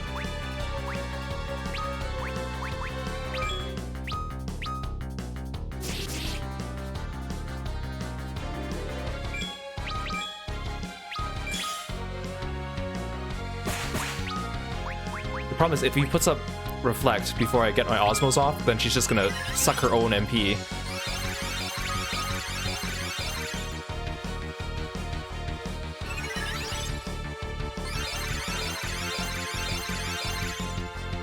I guess I can also technically Osmos like one of my party members. Oh, yeah, there you go.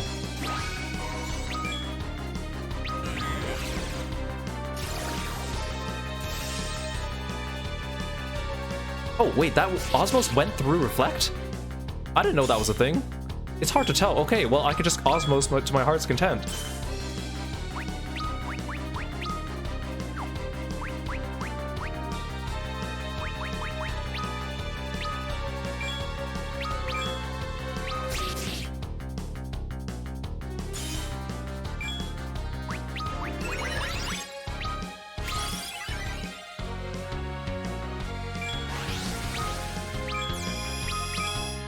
See, I don't know, like, this game has so many like hidden things to it. The way like certain status effects interact with each other, the way certain ones overwrite others or pierce others. And you wouldn't know it in the game, you have to like look it up on the wiki or something. Which is a little silly, but it is... I'll give it the benefit because it is technically an older game, but... Or a remake of an older game, so... I hate how that thing fades away, and for a second you just see its eyeballs. Oh, you guys got 71, nice. I think we might have seen all the enemies on this floor, but we're not sure. I think red dragons might be available somewhere, so we'll just keep encounters on for a bit, but I'll probably run from everyone now.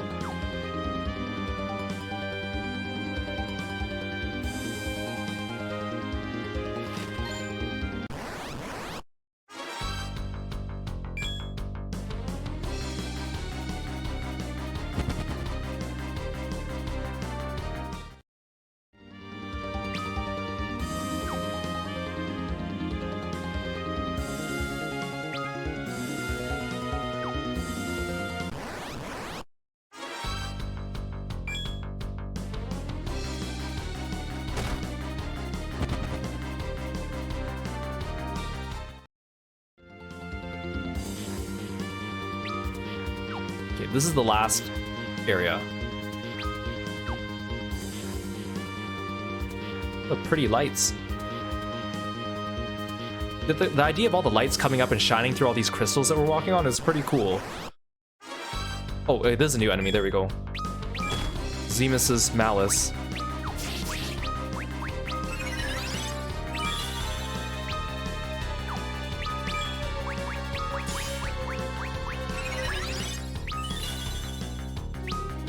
Oh, he just counters with Protect all the time. Okay. You know what? Then I won't dispel it.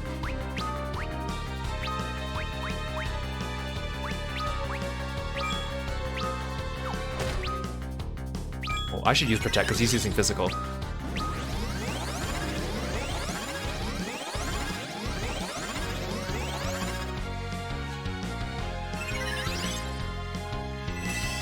I wonder if he hit him with magic, does he cast Shell on himself? We still do quite a bit of damage even with his Protect up. It's just annoying watching him constantly do that to himself.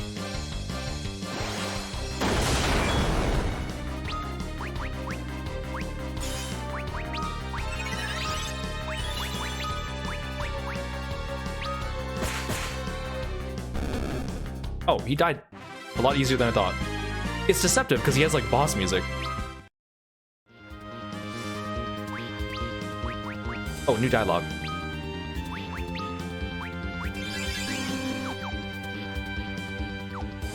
Father, I will follow the path you set me on. Cecil, you have to forgive your brother. We must see this through, Cecil. People's hearts are not toys for you to trifle with, Zemus. Especially that one. What does that mean, Edge?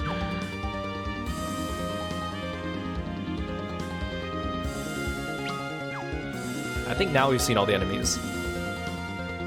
Ooh, look at that sun in the middle of the screen. Okay, there. Oh, this is a new enemy too. Okay. He's probably the magical version of the other guy. Okay, it's lucky we captured him like right at the end. Must tell Zemus. What does that mean? Oh, he's examining our weaknesses. That's kind of interesting. Like, I doubt he actually like conveys that information to Zemus, but it's kind of interesting from just like a storytelling perspective. Hey Sheena, welcome to the stream. Thanks for stopping by.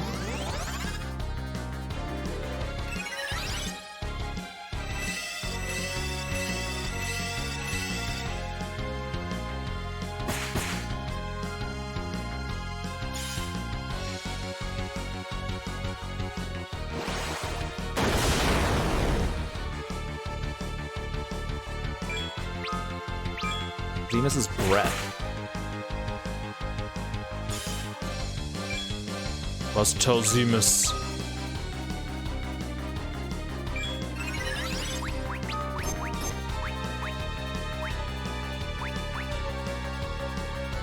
He's on fire, so maybe ice would be good against him.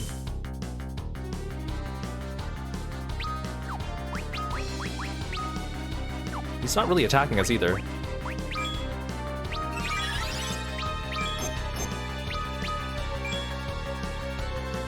Maybe once he finishes analyzing all of us, then maybe something happens.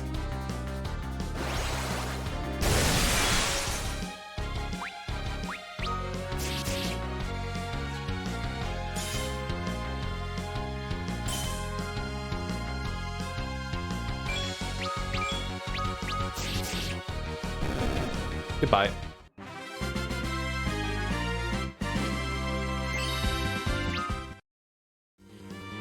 Okay, so this is the end of the dungeon, which means that up ahead is where the final boss is. We're gonna go back to the save station.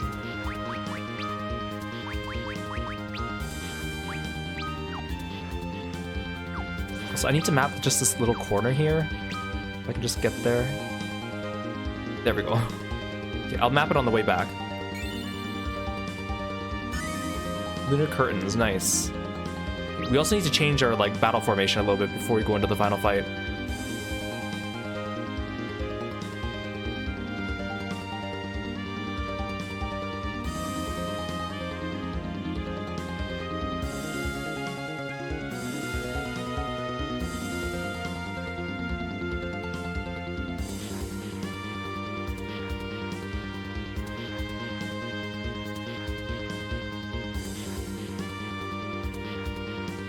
we're making good time though. There's a lot of little nooks and crannies here I didn't map, but there's nothing in them. We'll get free items once we finish mapping these floors. Who doesn't love free items?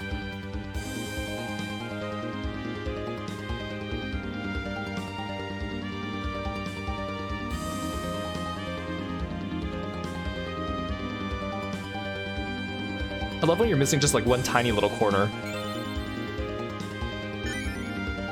Ooh, 3 Stardusts.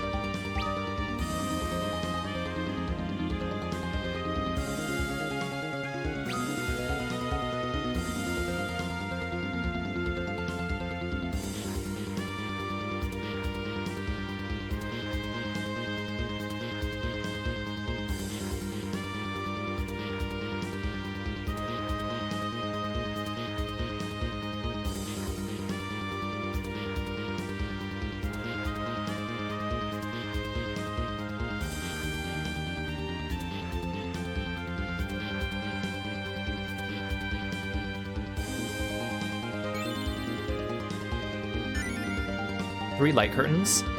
Nice.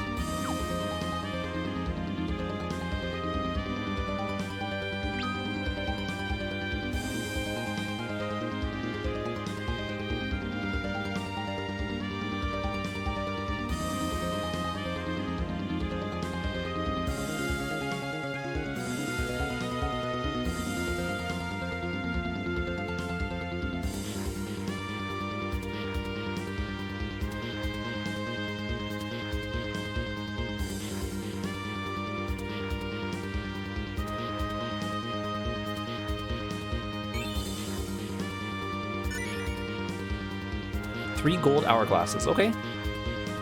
There's a couple bosses you can kind of, like mini bosses I think you can cheese with the hourglasses, but I haven't done that because we've been fine.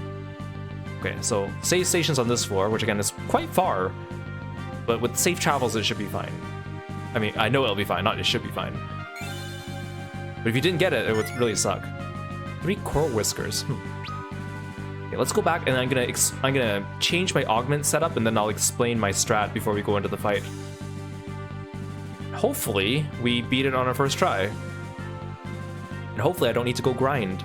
People say that you can beat it at like high level 50s or low 60s. I'm level 70, which should be safe, but some people say like no, like go up to mid 70s or something like that, which I don't think it should make that much of a difference by that point.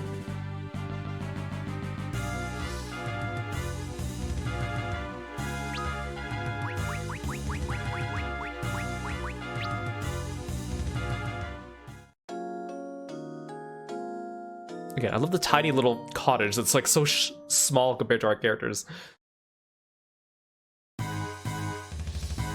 Okay, let me just check our equipment. Like, I could give her bow and arrow, but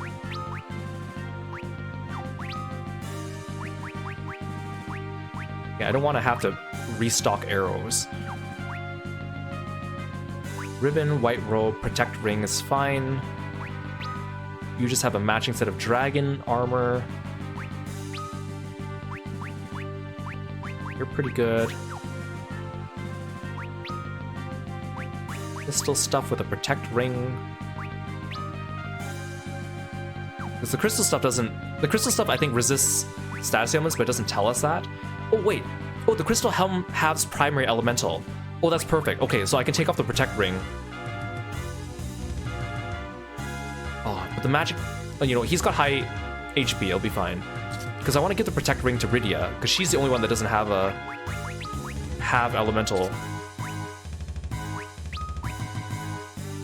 So she really doesn't get a better headpiece. I guess the ribbon's supposed to be for her. The Edge didn't really get a good headpiece either. Again, you can farm for like onion equipment if you want, but it takes forever to do. And adamant armor.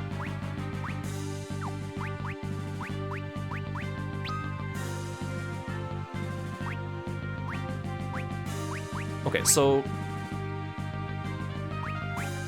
again, Twin Cast isn't super useful. There's a bunch of characters, like if you give to any of the characters in the party now, they can do different combinations of things like bravery and stuff. Faith Bubble. I'm not going to give it to anyone just now, just in case. Gil Farmer, I think, would be best given to either Cecil or maybe Edge or Kane, but we don't really need Gil right now, so we're fine. Okay, now Bard Song's interesting. I'm going to try this. I'm going to give Bard Song to Rydia. Bard Song's not super useful, but it does have its niche purposes, and I think I'm going to use it in this case. I'm going to explain why, and it's kind of dumb. So for Edge, also, we don't really need ninjutsu. So the thing is, the final boss counters every time that you hit him with magic. So in other words, you don't really want to use magic, which kind of defeats the purpose of even having Rydia. And if you do summons, he counters with Osmos, which also sucks. So ninjutsu is going to be kind of useless, but I actually need steal because we need to steal something from him. So for Edge, I could give him bless, but a throw is what we really need. So throw will help him do a lot of damage at the end when we need to burst the boss down. Now Rydia, because the boss resists or he doesn't resist magic, but if you hit him with magic, he counters with flare, which is bad. So black magic is not really useful, and if you use summon, he basically just counters with Osmos, which is also bad. So these are both kind of useless for this fight, which kind of sucks, unless you use Asura, I guess, as healing. Yeah, so what I'm gonna do is I'm gonna give her Bard Song, which lets her do... So this confuses people, silences, morphs enemies into toads. This one's the one you want, Haste March. It's basically like adding haste to the whole party. Life's Anthem restores HP, Hog Call polymorphs enemies into pigs, boosts attributes to 10%. This one's pretty good too. I think Haste March is probably better, because she's gonna need to do a support role. Like, the thing is, this is useless on Rosa because she could do all the Bard Song abilities. The thing is, like, when we had Edward in the party, he didn't know like any of these, because a lot of these songs you don't get until later in the game. So I'm gonna have her use Haste March. The problem with the song is that once the character starts singing, they can't stop until they get hit or die, or you cancel the song manually, but they don't really get turns. They just sit there singing. The good thing about Rydia is that she has Fast Talker, though. So Fast Talker will make it so she will sing faster. Or so I'm told. Cecil will switch Safe Travel into counter.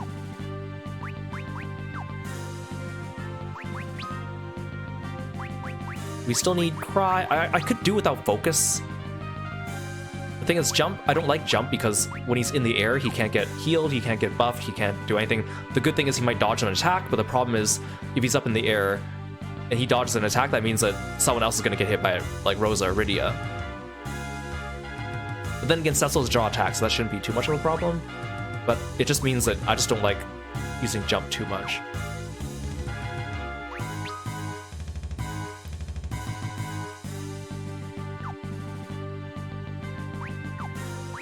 I think that should be a good build for this. Which again, I think it's dumb that if the final boss completely like... Wait, no, do I Safe Travel still on? Yeah. If the final boss completely ignores, or not completely ignores, but you're incentivized not to use black magic or summons on him, then Rydia just becomes useless. Which is kind of dumb for a final confrontation.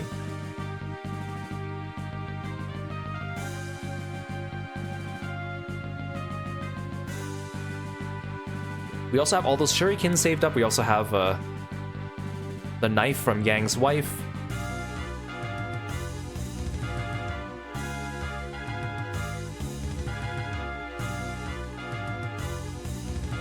So one thing you could also do to make the fight easier is you set the battle speed to slow, which gives you more time to like think and navigate menus and stuff, but I think we're gonna try it on normal. And we do have the autosave in case we die.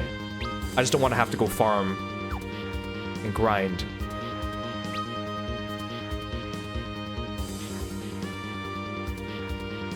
So yeah, only Adamant Armor and Onion Armor I think get inherited onto New Game Plus 2, so that's another reason to farm it. I think it's like, oh, you spent so much time farming this thing, sure, we'll let you keep it so you don't have to do it again. Or we'll make it worth your while. like, those rates are horrible, like 0.4%? It's like trying to pull in a gacha game or something.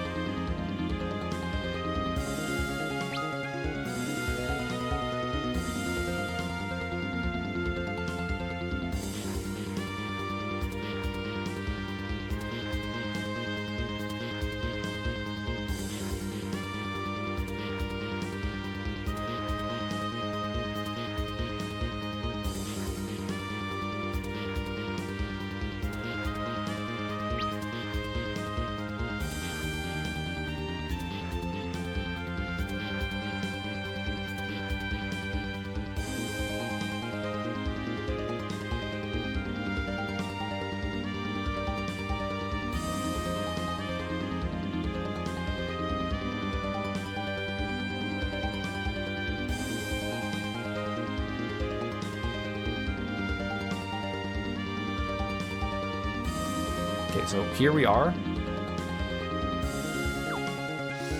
And switch Cecil's ability to counter. Hopefully we don't get into an enemy fight like during these 2 steps down the stairs. Okay, so I'm gonna explain some of the strats for this boss fight now because I won't be able to talk while we're doing it, or I'll be too busy thinking. So first of all, the boss has 2 phases, like a lot of final bosses do. Second phase is the one that matters. Second phase, you gotta steal from him because you get an item that lets you challenge the New Game Plus super boss, and if you miss it, then you have to go through another playthrough to get it. So steal from him. He counters summons with Osmos. He counters black magic with Flare. And then he only uses magic attacks, which I think is also dumb. So you should only have Shell up and not worry about Protect or Blink.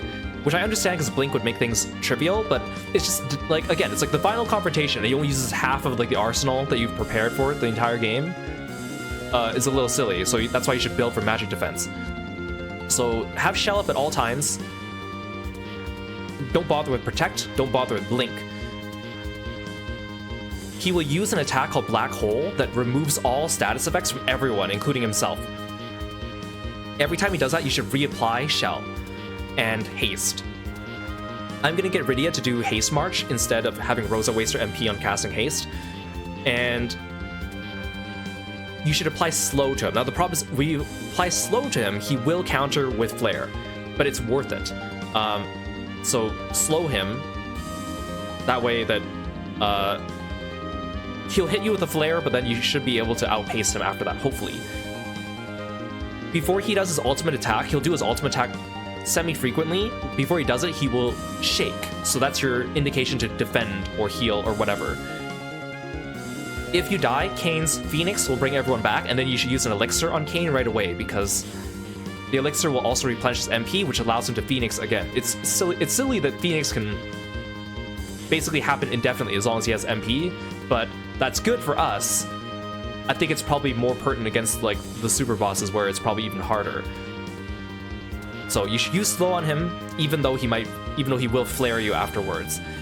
He'll also cast things like Meteor. He'll also do flares on his own, so those will still be dangerous. And then when he gets low on HP, he'll start using stronger moves, so then we'll use Throw and all that stuff as well. So Rydia will just be singing the whole time, I guess, which she won't be able to guard when she's doing that, so she might die here and there, but we'll see. I think that'll be my strat. Okay, let's do this.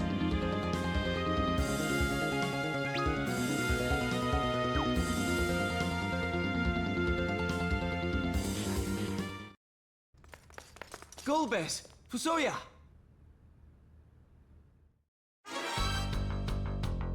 I like how it just cuts to the battle. This is our first time we see Zemus.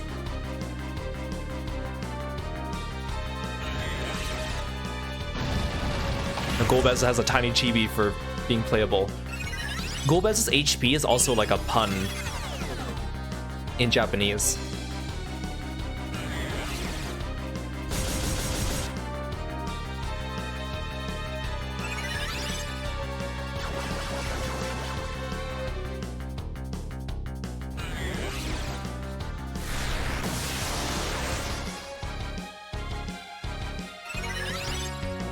They're getting like instantaneous turns even though their ATB bars are just stuck at halfway.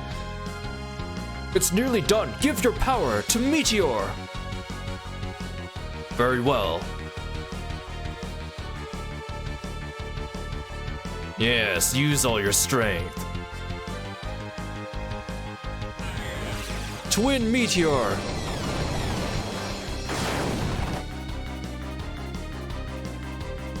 Even when this mortal shell is gone, my spirit will live on.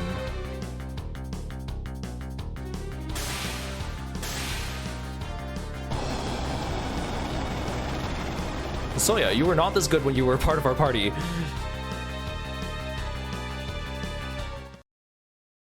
They don't get a win pose. We did it. What a waste. Such incredible power, and all of it warped to evil ends. Hey!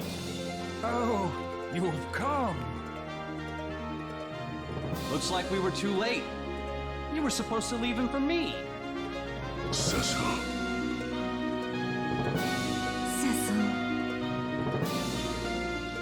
Is Golbez not gonna say anything to Kane?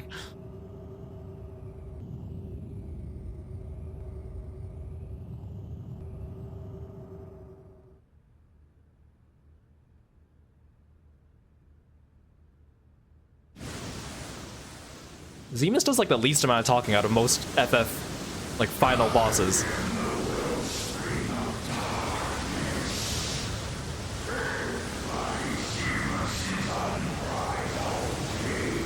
Actually, no, Cloud of Darkness might talk less.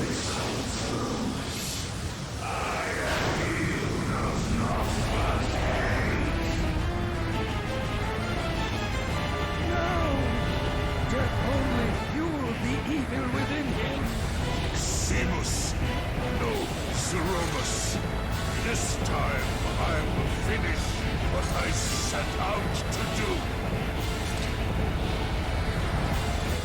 Zeromus, be gone! Oh, he looks nasty. It's so weird to see these bosses from the front view because I'm so used to the side view from the Pixel games. He looks so weird from the front. Meteor! Meteor!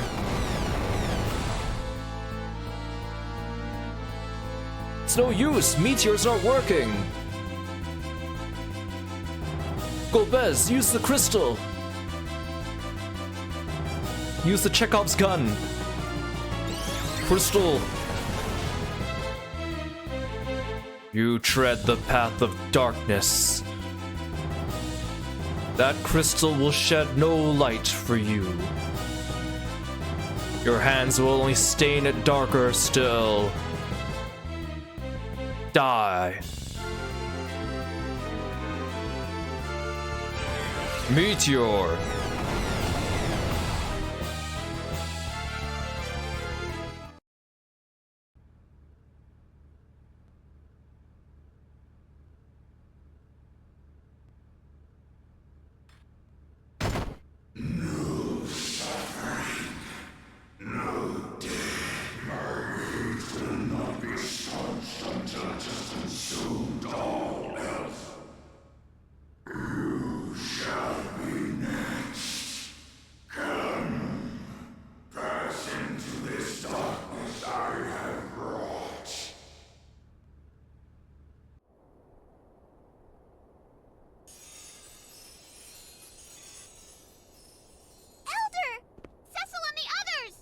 Indeed. Now is the time we pray for them. No, for the entire world. Hallam, Olam, we must see that all the prayers made here reach Cecil and his friends on the moon. Cecil, my friend. This is your chance. Please have courage. We'll all be waiting for you. Return safe. For the sake of the whole Earth. Rise up! Our prayers are with you. Come on, you can do it! Cecil! Everyone! Great moon,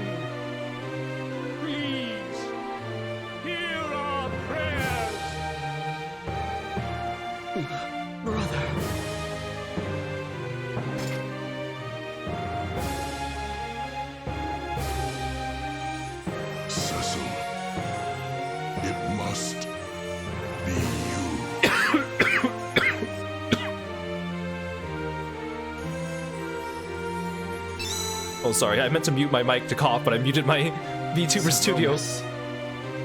This is the end for you, not us.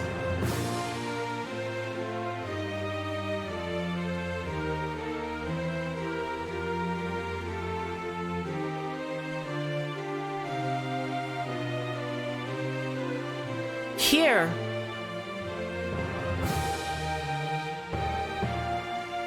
Let us help you.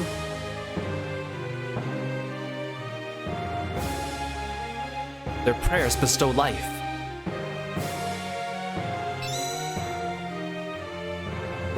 I'm such a sucker for these cheesy, like, end of game, everyone prays and contributes. Have courage. Tella. Trust in yourselves. Like the ending of Paper Mario 2. I love it. Their prayers bestow strength.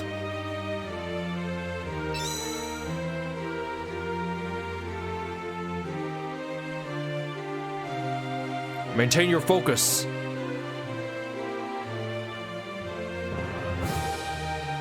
Come back to us, you hear? Their prayers bestow vitality.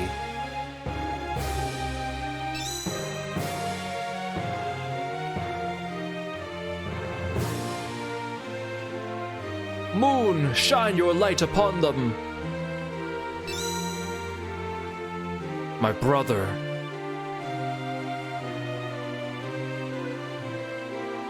Use the hollow light within you. Allow it to fill the crystal. Zeromus, show your true face. Their prayers imbue Cecil with holy might.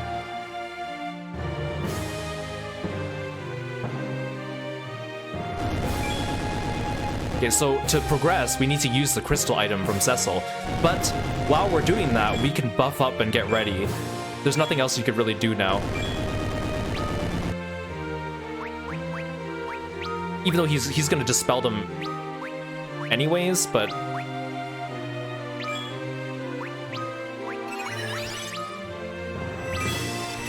at least we'll have a little bit of an advantage going in. Every little bit helps. It also helps if you actually go in with a full set of ATB bars.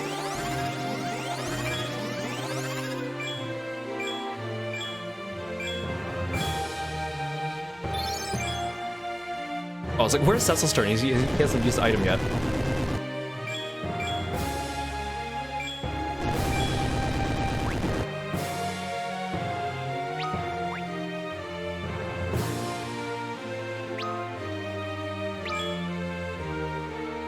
Crystal.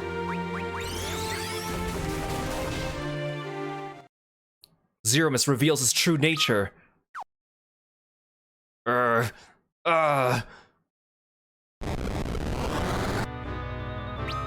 it's so weird to see him from the front. Okay, we gotta remember to steal. Only 39% chance though. Okay, we got it, okay.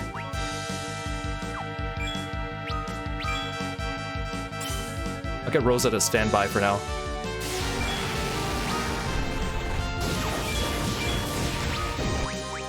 Okay. Slow him and shell us.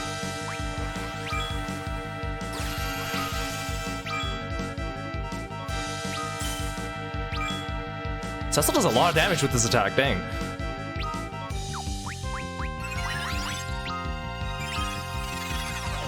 I love this music too.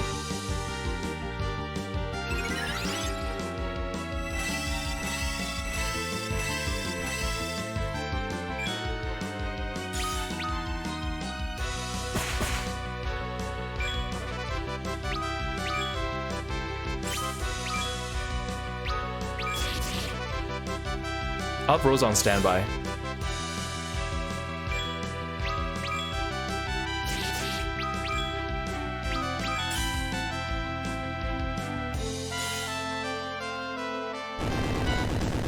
Oh, everyone defend. The problem is Rydia is going to be stuck getting hit.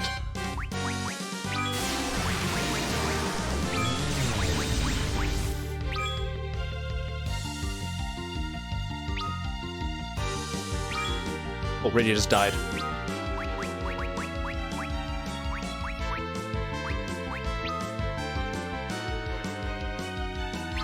Actually, no.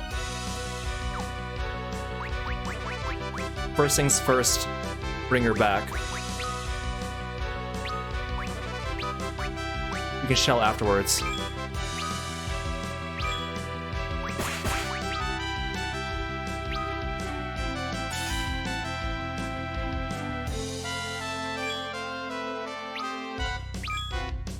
Yeah, maybe Bard Song's not the best idea.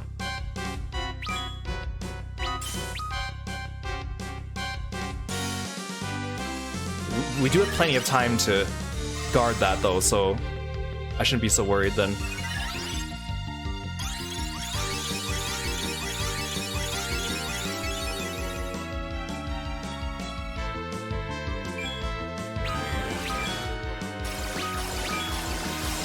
Oh, he's osmosing us. Dry ether on Rosa.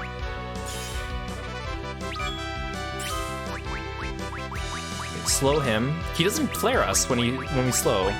That's weird.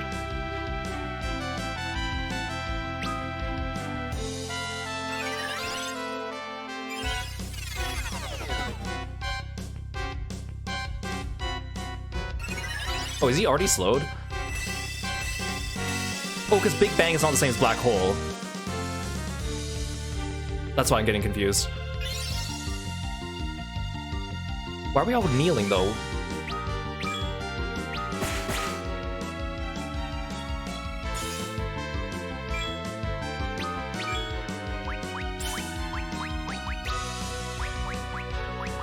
I feel like the slow is really affecting it. Oh, sap. That's why.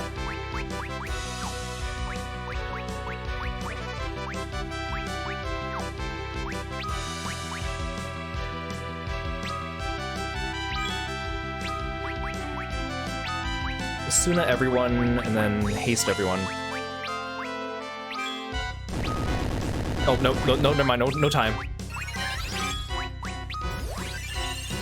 Oh, Rosa, I hope you get a chance to guard. Hopefully haste will let her do that. Are we still sapped? I think we are.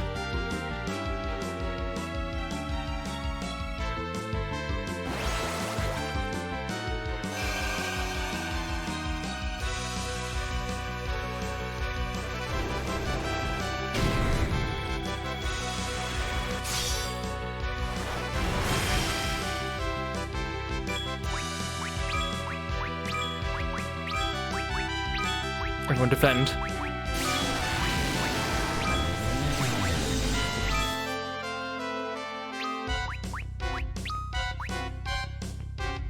The fact that the damage is kind of delayed kind of like makes us a little silly. Okay,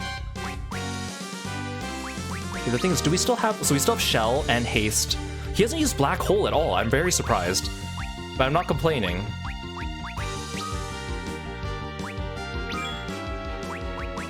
I'll keep throwing ethers at Rosa. Not that she really needs it, but... You know what? I should just throw stuff at him. I should just throw the kitchen sink at him now. Well, let's start with the Fuma Shuriken. The knife will do 9999, so... No one else is using their MP anyways. I wish Rydia, or I wish Bard Song had like an MP song.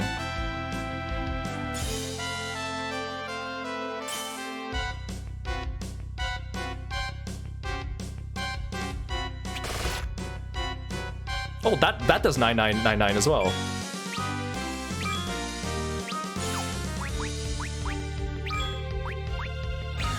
Oh, he's doing Meteor. Ooh, that really hurt. Double Kiraja on everyone. I'm surprised he's not doing Black Hole. Did I like glitch him out of not doing it or something? The slow, I think it's the slow on him. Oh, he's already dead?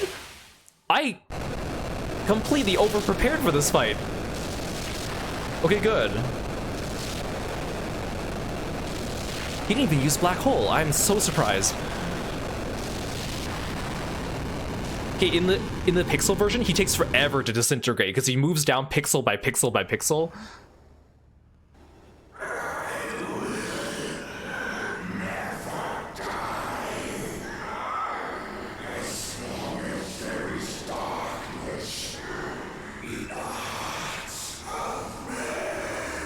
He looks a lot squishier here.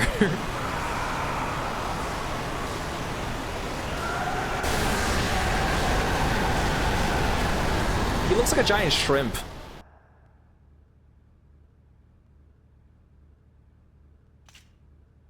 You've truly done it. I'd no idea there was such strength in you. I had no idea either. You of the blue planet may have already grown more powerful than we of the moon. It does rather look that way, doesn't it? But what of the final words Zeromus spoke? As long as there is darkness. There will always be evil in men's hearts. We, all of us, bear a touch of darkness, just as surely as we bear light, much as with the twin sets of crystals.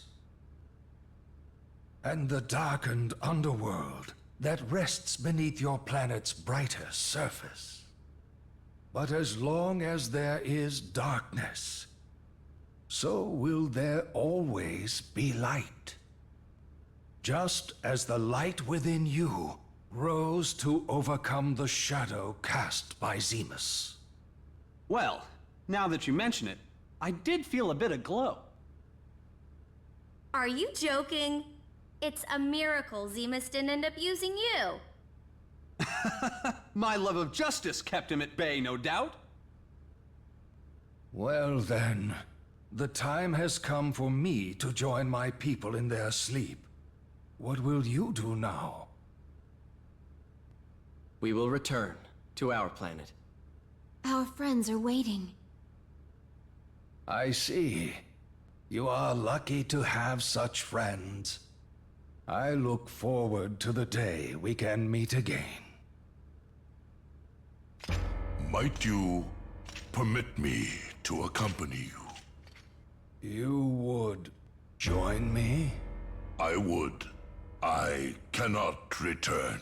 Not after all I've done. And I would very much like to meet my father's people at least one time. I see. Yes, our blood flows in your veins too. You know this will be a very long slumber. I do. Cecil, you called me brother. I suppose I can expect no more than that. All you've suffered until now has been because of me. We must go now and sleep. We will pray for the peace of your planet. Come, let us go. Yes. Cecil, Is this all right, letting him go? your brothers. Farewell. Cecil?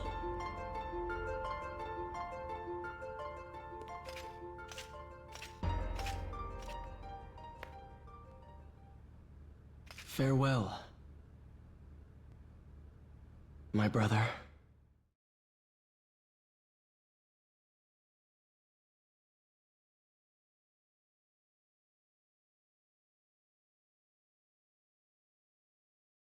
He has like cat whiskers.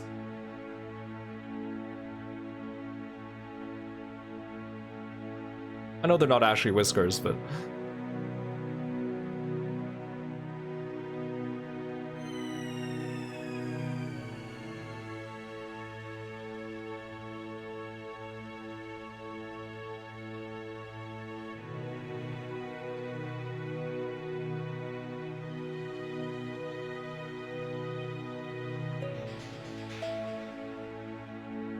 Birth from womb of dragon's maw, and born unto the stars, by light and darkness cast aloft, our dream-tide oaths resworn.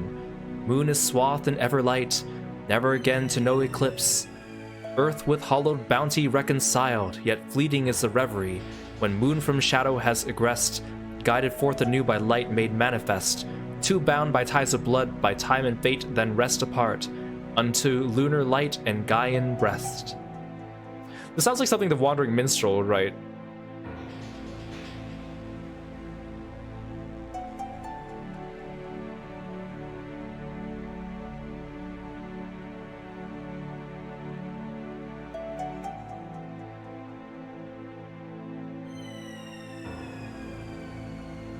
Goodbye, Lunar Whale. Did it just autopilot itself in there? Well then, let us begin today's lesson. Alright.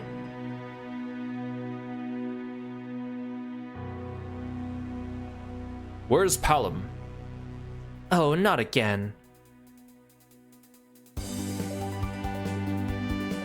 So I cast a mighty blizzard on the raging fires of Mount When are you gonna stop that? The Elder's furious with you. So this girl that Palom's trying to impress here is important for the sequel of the game, actually, so try to remember her, even though she's not named here.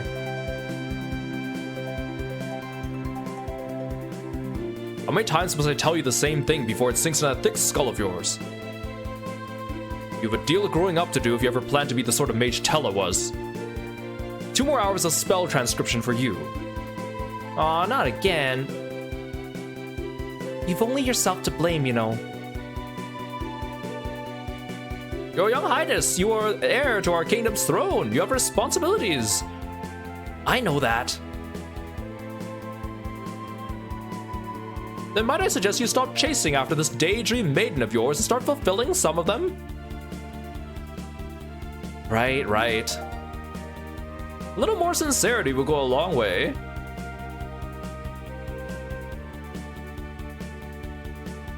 But, Rydia, there's not a girl in this world that'll ever come close to you. Your Highness! She has become a fine young woman indeed. And to think she would return here to us. Rydia!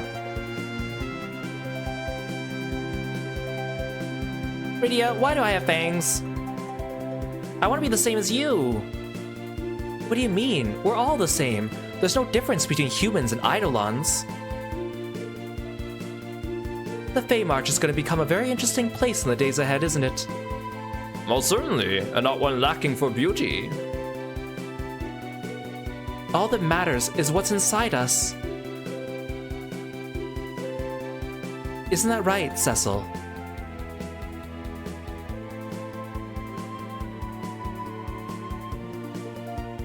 Honey.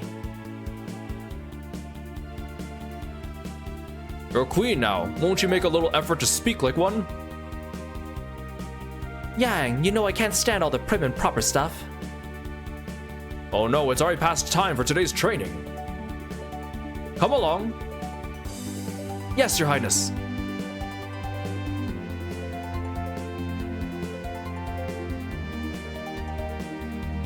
Always running out on me. Do not fault your husband. He'll build a fine new fabule for all of us, I've no doubt of it.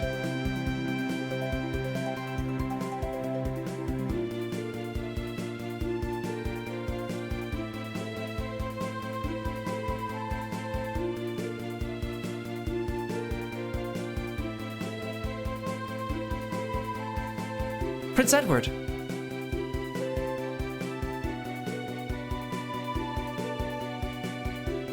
Sing us a song about the Paladin again.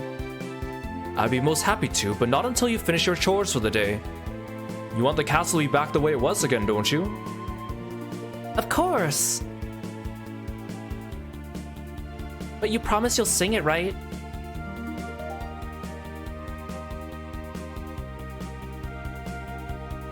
Anna. Please wait for me. I must be strong and live on here for the people of Damsayan. Be at peace with Tella. Lally-ho! Listen up, dwarves. We're going to make this castle good as new again. Your Majesty, we've not the materials. Then scrap the tanks. They'll see no more use now anyhow. I wonder how Cecil and the others are doing.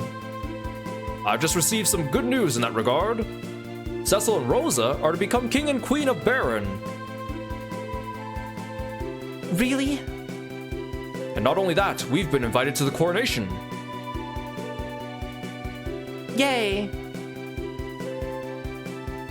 Your Majesty, you're not helping at all.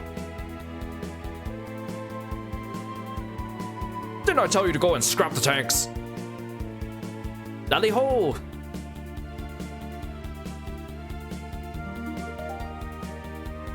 Cecil, Rosa.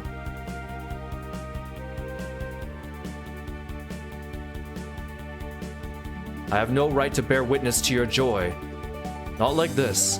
What's with dragoons and having like long hair under their helmets, which is really impractical? Like, I know he's got the ponytail coming out the back in this version, but it's like, what's with dragoons and having such luscious long hair hidden under their helmet? That can't be comfortable. I will temper myself here on Mount Ordeals, and then when I become an even finer dragoon than my father, perhaps I can return. Until that day comes, I can but wish you well.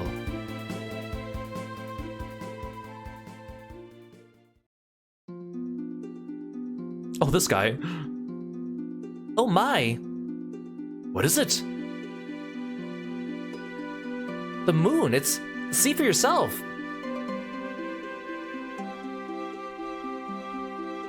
Huh?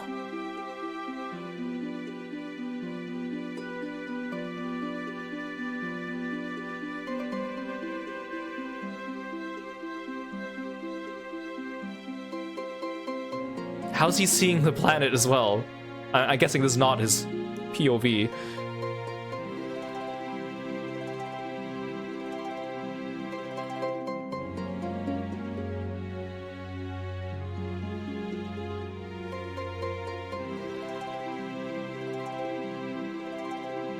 Wow, we're watching like an entire year pass in real time. Well, not real time. Fast forward.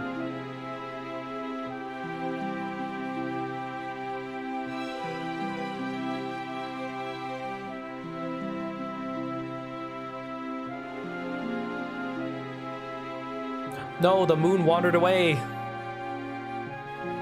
How's that gonna affect the tides? Huh?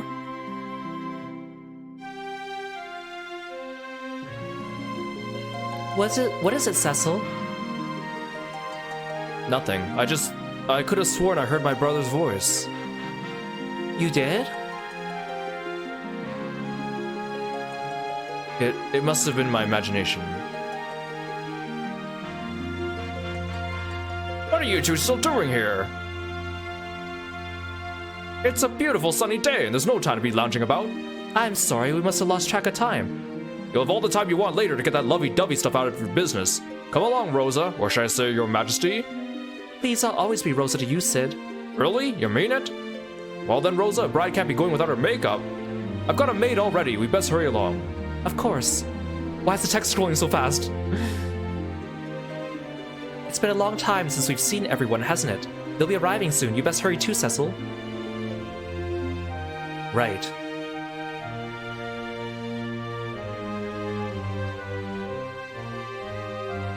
I heard it, I'm sure of it. My brother, he said farewell.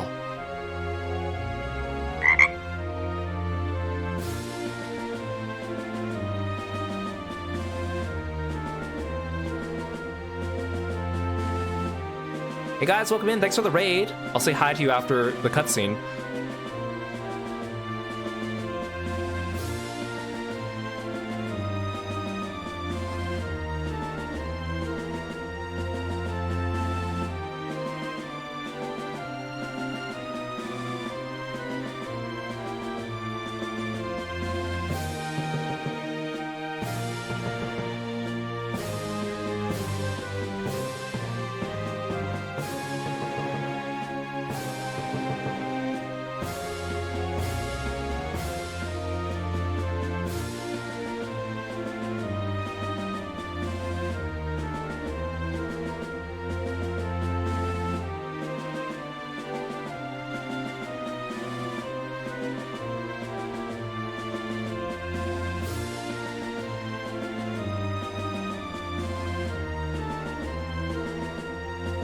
Aw, Edge.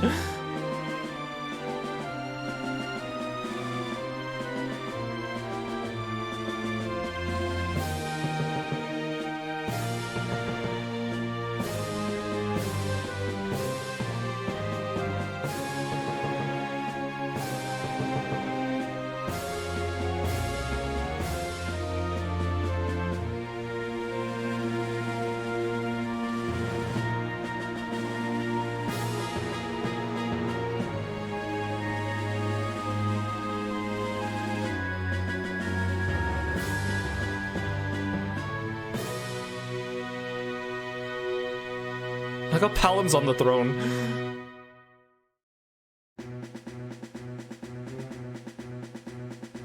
Hey, Shoto Sakurai, welcome in. Thank you so much for stopping by. Thank you so much for the raid. I hope you guys are all doing well. Please go check out Shoto when you get a chance and follow him on all his social media. He's a very cool, handsome VTuber, awesome gamer. Go join his wonderful community and say hello. Welcome in. And Yukio, it's good to see you too. You were playing some Marvel Rivals today. I hope you had some good wins. Thank you so much for dropping by. I'm Kiro. I'm the frog-themed martial artist. We are finishing Final Fantasy IV. So feel free to sit back and relax or go take care of yourself after your stream. Or if you don't want spoilers, I totally understand. Thank you for dropping by and trusting me with your audience. Okay, let's enjoy the music for a little bit and then I'm going to talk about my thoughts.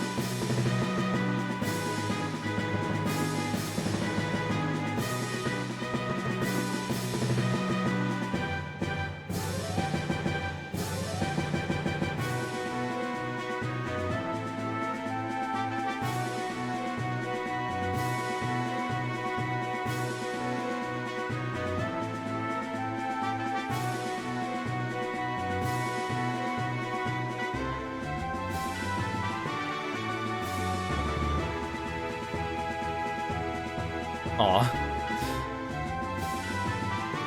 Oh, I completely forgot about you, Baigen. Oh, the Dark Elf? Oh.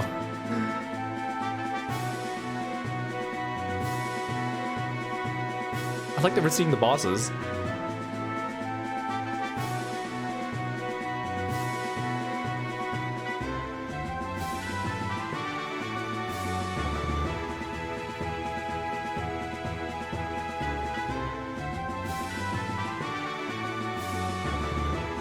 I like how Scarmiglione has an animation and then Cagnazzo does not. Or Barbaricia. Come on, Rubicante, give us a little flip of the cape.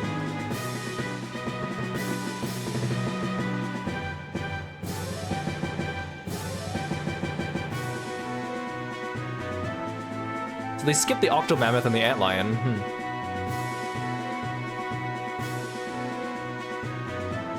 Or like the Mist Dragon.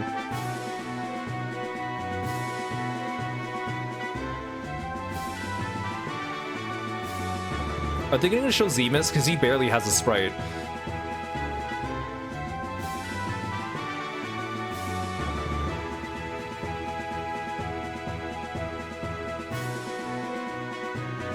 It's nice that they had voice acting, even if it was only during some cutscenes.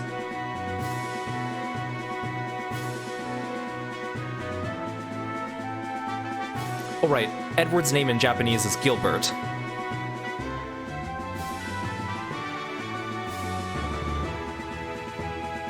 It's fun hearing Yuri Lowenthal as Cecil.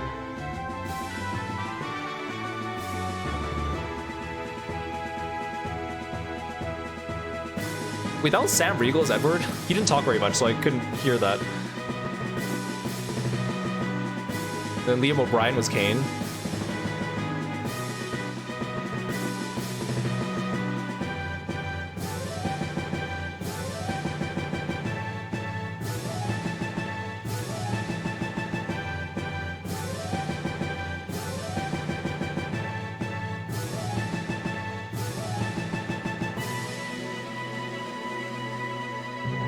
I kind of wish they at least voice acted the final cutscenes. Oh well, I enjoyed reading them anyways. Although, once they cut to Cecil and Rosa, the text just auto-progressed so fast.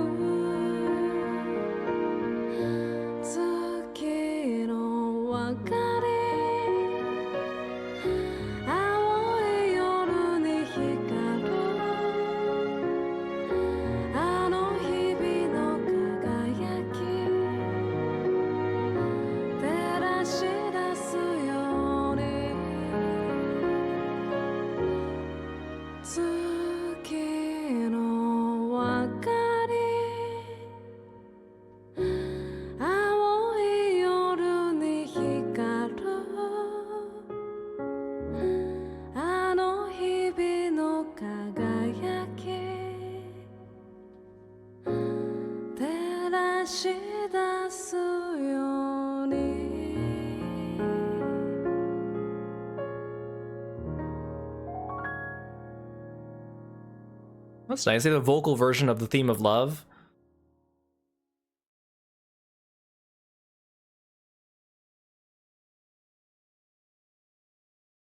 Oh, hey, Naming Way. Thank you for playing Final Fantasy IV. But this doesn't have to be the end. You'll now be given the ability to replay the game, retaining all the augments and rare items you acquired the first time around. If you would like to have this option, be sure to save your game completion data when prompted.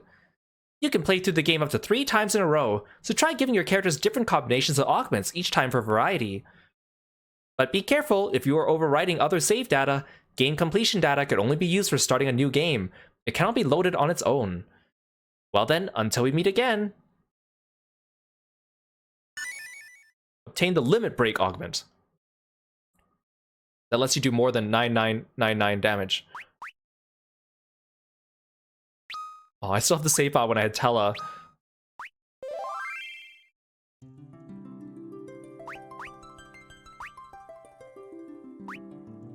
Okay, let's talk about the game a little bit. So, Final Fantasy IV is one of my favorite of the retro Final Fantasies. 4 and 6, I think, are both fantastic.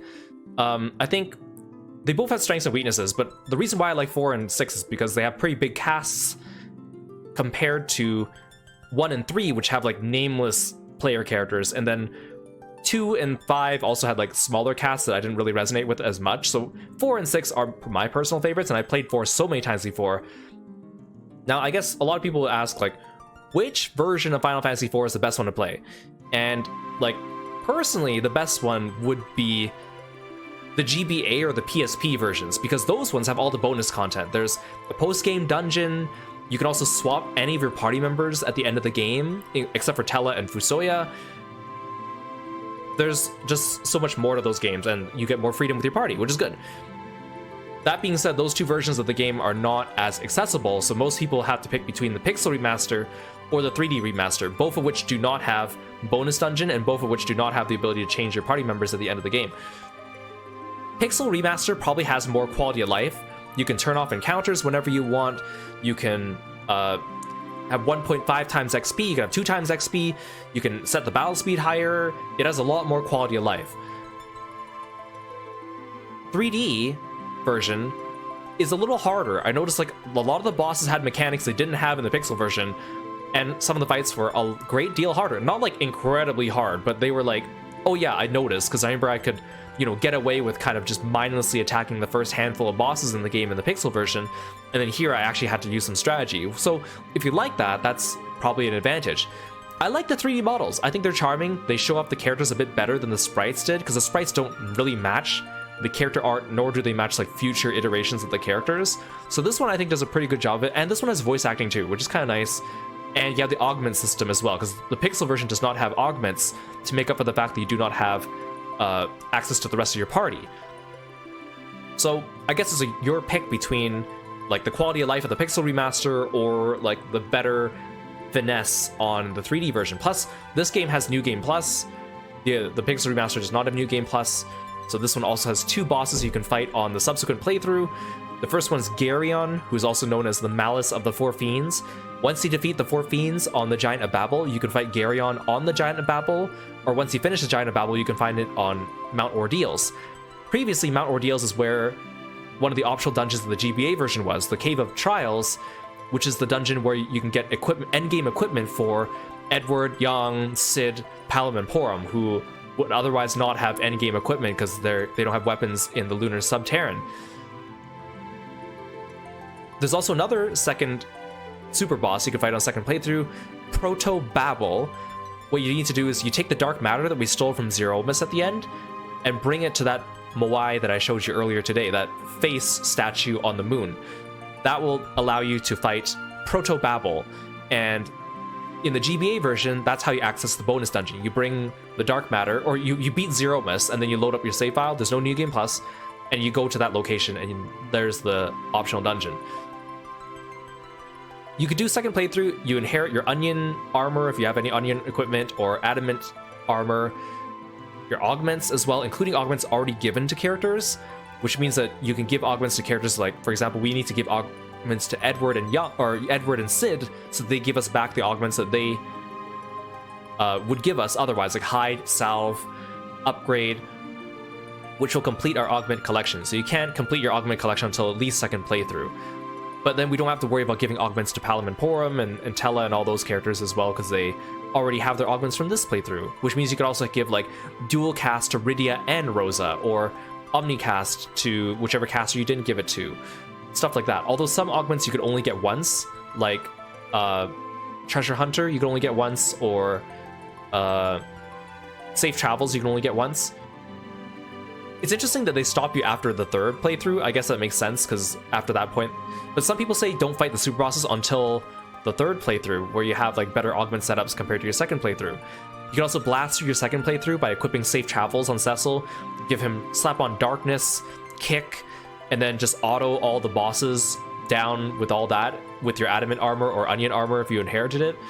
So you could blast through your second playthrough a lot faster, and this game's not that long, so you can get to the super bosses. So I still like this game. I think the music's fantastic. I like the cast of characters. This was one of the earlier Final Fantasies and one of the earlier JRPGs to really introduce like more interesting story beats. I love how at the end we do get like everyone coming together to pray and help us beat the final boss. I love that trope. I also like how the ending shows us how everyone's doing, but it's not overly verbose either. It's quick and to the point while getting off the ideas. You can see the character interactions and personalities despite the limited interactions. It's kind of nice that way. And of course, I really like Edge, but I also I like Tella too. I think Tella was a really cool character. Again, it's a shame that Tella, Cid, and Fusoya did not get CG artwork when the 3D version of the game came out. Anyways, a couple thoughts about this game now that I've beaten it. Well, one thing, 3D Remaster wasn't hard, but there were some areas that were a lot harder than I remember. Like the waterway at the beginning, brutal. You only have Tella and Rydia and Cecil. You have limited ethers. Rydia and Tella can easily get one-shot or two-shot by enemies. Enemies will cast status ailments on you, so then you have to use Asuna, which uses up your MP. It's kind of brutal at the beginning there, and I forgot that it was like that. But then once you get the stride, I mean, at the beginning it's hard because you have characters like Edward and Palimporum, characters that aren't, or like Tella, characters that aren't like the best party members. So that also makes the bosses during those sections harder. But it is nice the bosses have mechanics and your party composition is constantly changing, so you have to adjust your strategies.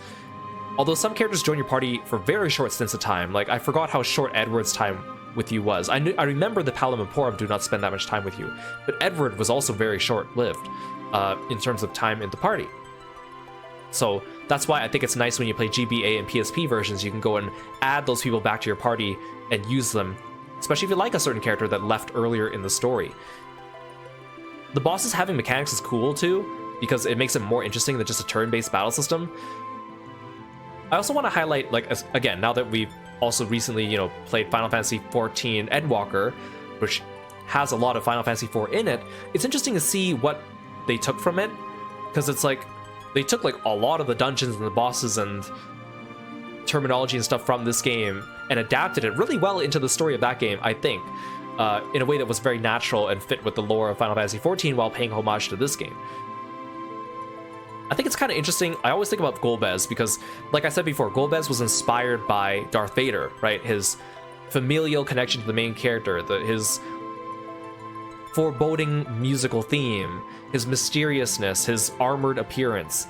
And of course, even though Zemus is like the final bad guy of the game, Golbez is the main antagonist for most of it, right?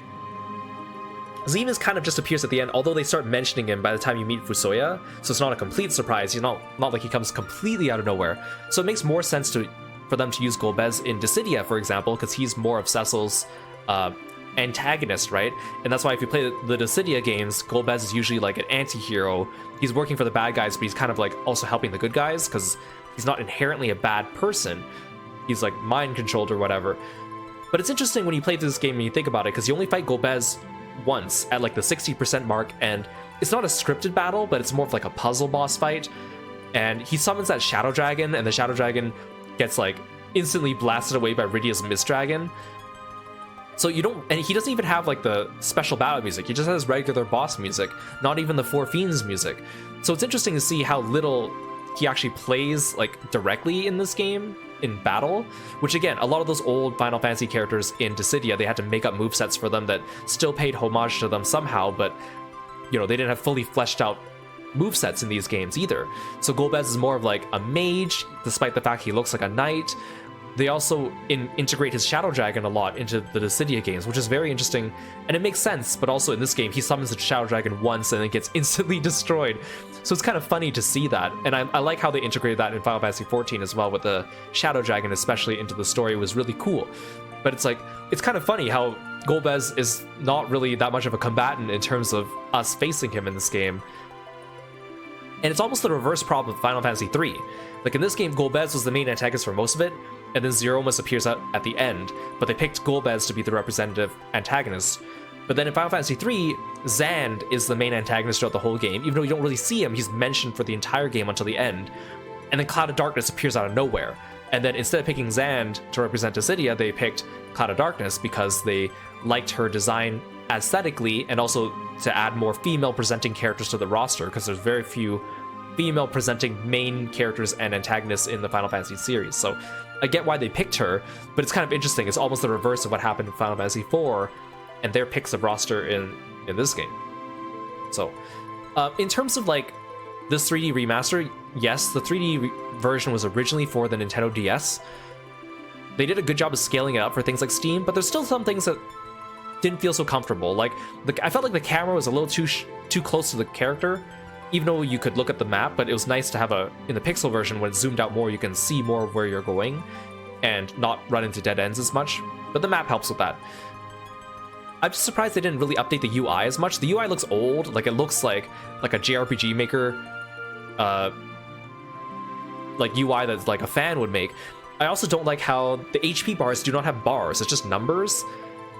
Because I think about games like Shin Megami Tensei 3, it's an old game, but they still have HP bars above the numbers. I don't think that would have been too hard to integrate. The menu feels kind of clunky, and it's kind of annoying because you're trying to navigate the menu fast because it's active time battle, so the timer's still running while you're navigating through most of your menus, so you gotta pick them quick.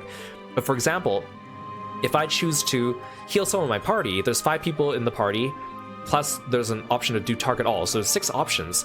And when you go heal, it only shows you 3 and you have to scroll through them, and it doesn't start you at the top of the list. It would have been so much easier to have all 6 options on screen at the same time, so it'd be easier to scroll through and less clunky, right? And it would stop you if Rydia does a summon during that time too, which is kind of annoying. And then while you're selecting a spell, it hides all your party's HP and MP. So it's like, okay, I need to heal someone, and it's like, wait a second, do I actually need healing? Oh, but now I can't see their HP, right? Or the ability to choose to target an enemy, or if it's a black mage spell and you want to target your party. Flip-flopping between those menus is a little annoying. Mapping the buttons on a PlayStation controller on the Steam version is annoying because it tries to do Xbox controls, and for some reason a lot of my buttons on my controller are not picked up by the Steam mapping for this game specifically. So that's why during the first stream we didn't even have access to the map for some reason, because it didn't detect R1, right? Even though that was the button that was assigned to the map. It also mean we couldn't run away from battle, which is also a problem. The battles feel like they're a little slow. The animations, like everyone has to pause before they do something, which like it's annoying every time you want to, like, for example, counter, right? Every time Cecil needs to counter something, he stops and it breaks the flow of the fight. If you're running away, I feel like running away should be faster. In the Pixel versions, I remember if you get into a fight and it's a preemptive strike, if you press run away, you almost run away immediately. But even here, the enemy might still get off a couple like pot shots at you before you run away, which is kind of annoying, especially when you don't have the ability to turn off the counters until late game. So that is kind of annoying. So clunky UI, I think, is like one of the things that is a big negative about this game. It's workable, but it's definitely like, it could use just a tiny bit of tuning to make it so much better and so much less annoying. But again, I like the 3D models. I like seeing the characters do their little animations. It's cool to see a lot of the bosses in 3D too, because I'm so used to seeing them flat and two-dimensional as well. Now, I mentioned earlier too, this game actually has a sequel that came out much after like the actual release of the original Final Fantasy IV. It came out like around the time of the Final Fantasy IV PSP remake. They made it a sequel, Final Fantasy IV: The After Years. Although that game is only playable either on PSP, which is a pixel version, or on Steam, which is the 3D version. So if you want to play the PC version, you have to play 3D for that one, which is why I picked 3D Final Fantasy IV Remake, so that it matches the aesthetic of the After Years, which we will be playing later. I don't know when I'll be playing the After Years. Probably not right away. We'll take a break from Final Fantasy for a little bit, but we will be playing the After Years eventually, so look forward to that. I don't really have as much of a memory of the After Years because I've only played it like once, as opposed to this game, which I played easily 4, 5, or 6 times as a kid. So that will be interesting too, and it'll be nice to see a lot of our returning characters as well. So I'm looking forward to that. I think that's all I really have to say about this game. Fun game. I recommend it if you want to introduce someone to like old school Final Fantasy. It's a good place to start. I feel like some of the other ones, like 1 and 3, are a little bit harder to start, and this one has a little bit more of a story. Although, I kind of forgot how fast-paced the story is at the beginning. I guess, as a kid, it feels longer because you probably spend a lot more time running around getting lost because you don't have a guide, right? Oh yeah, another thing about this game is, like, sometimes there's a lot of things in this game that aren't stated in the text. Like, Ribbon, for example, prevents all status ailments, or Crystal Mail prevents some status ailments, including Berserk. Those are not listed in the descriptions for those items. You wouldn't know otherwise, right?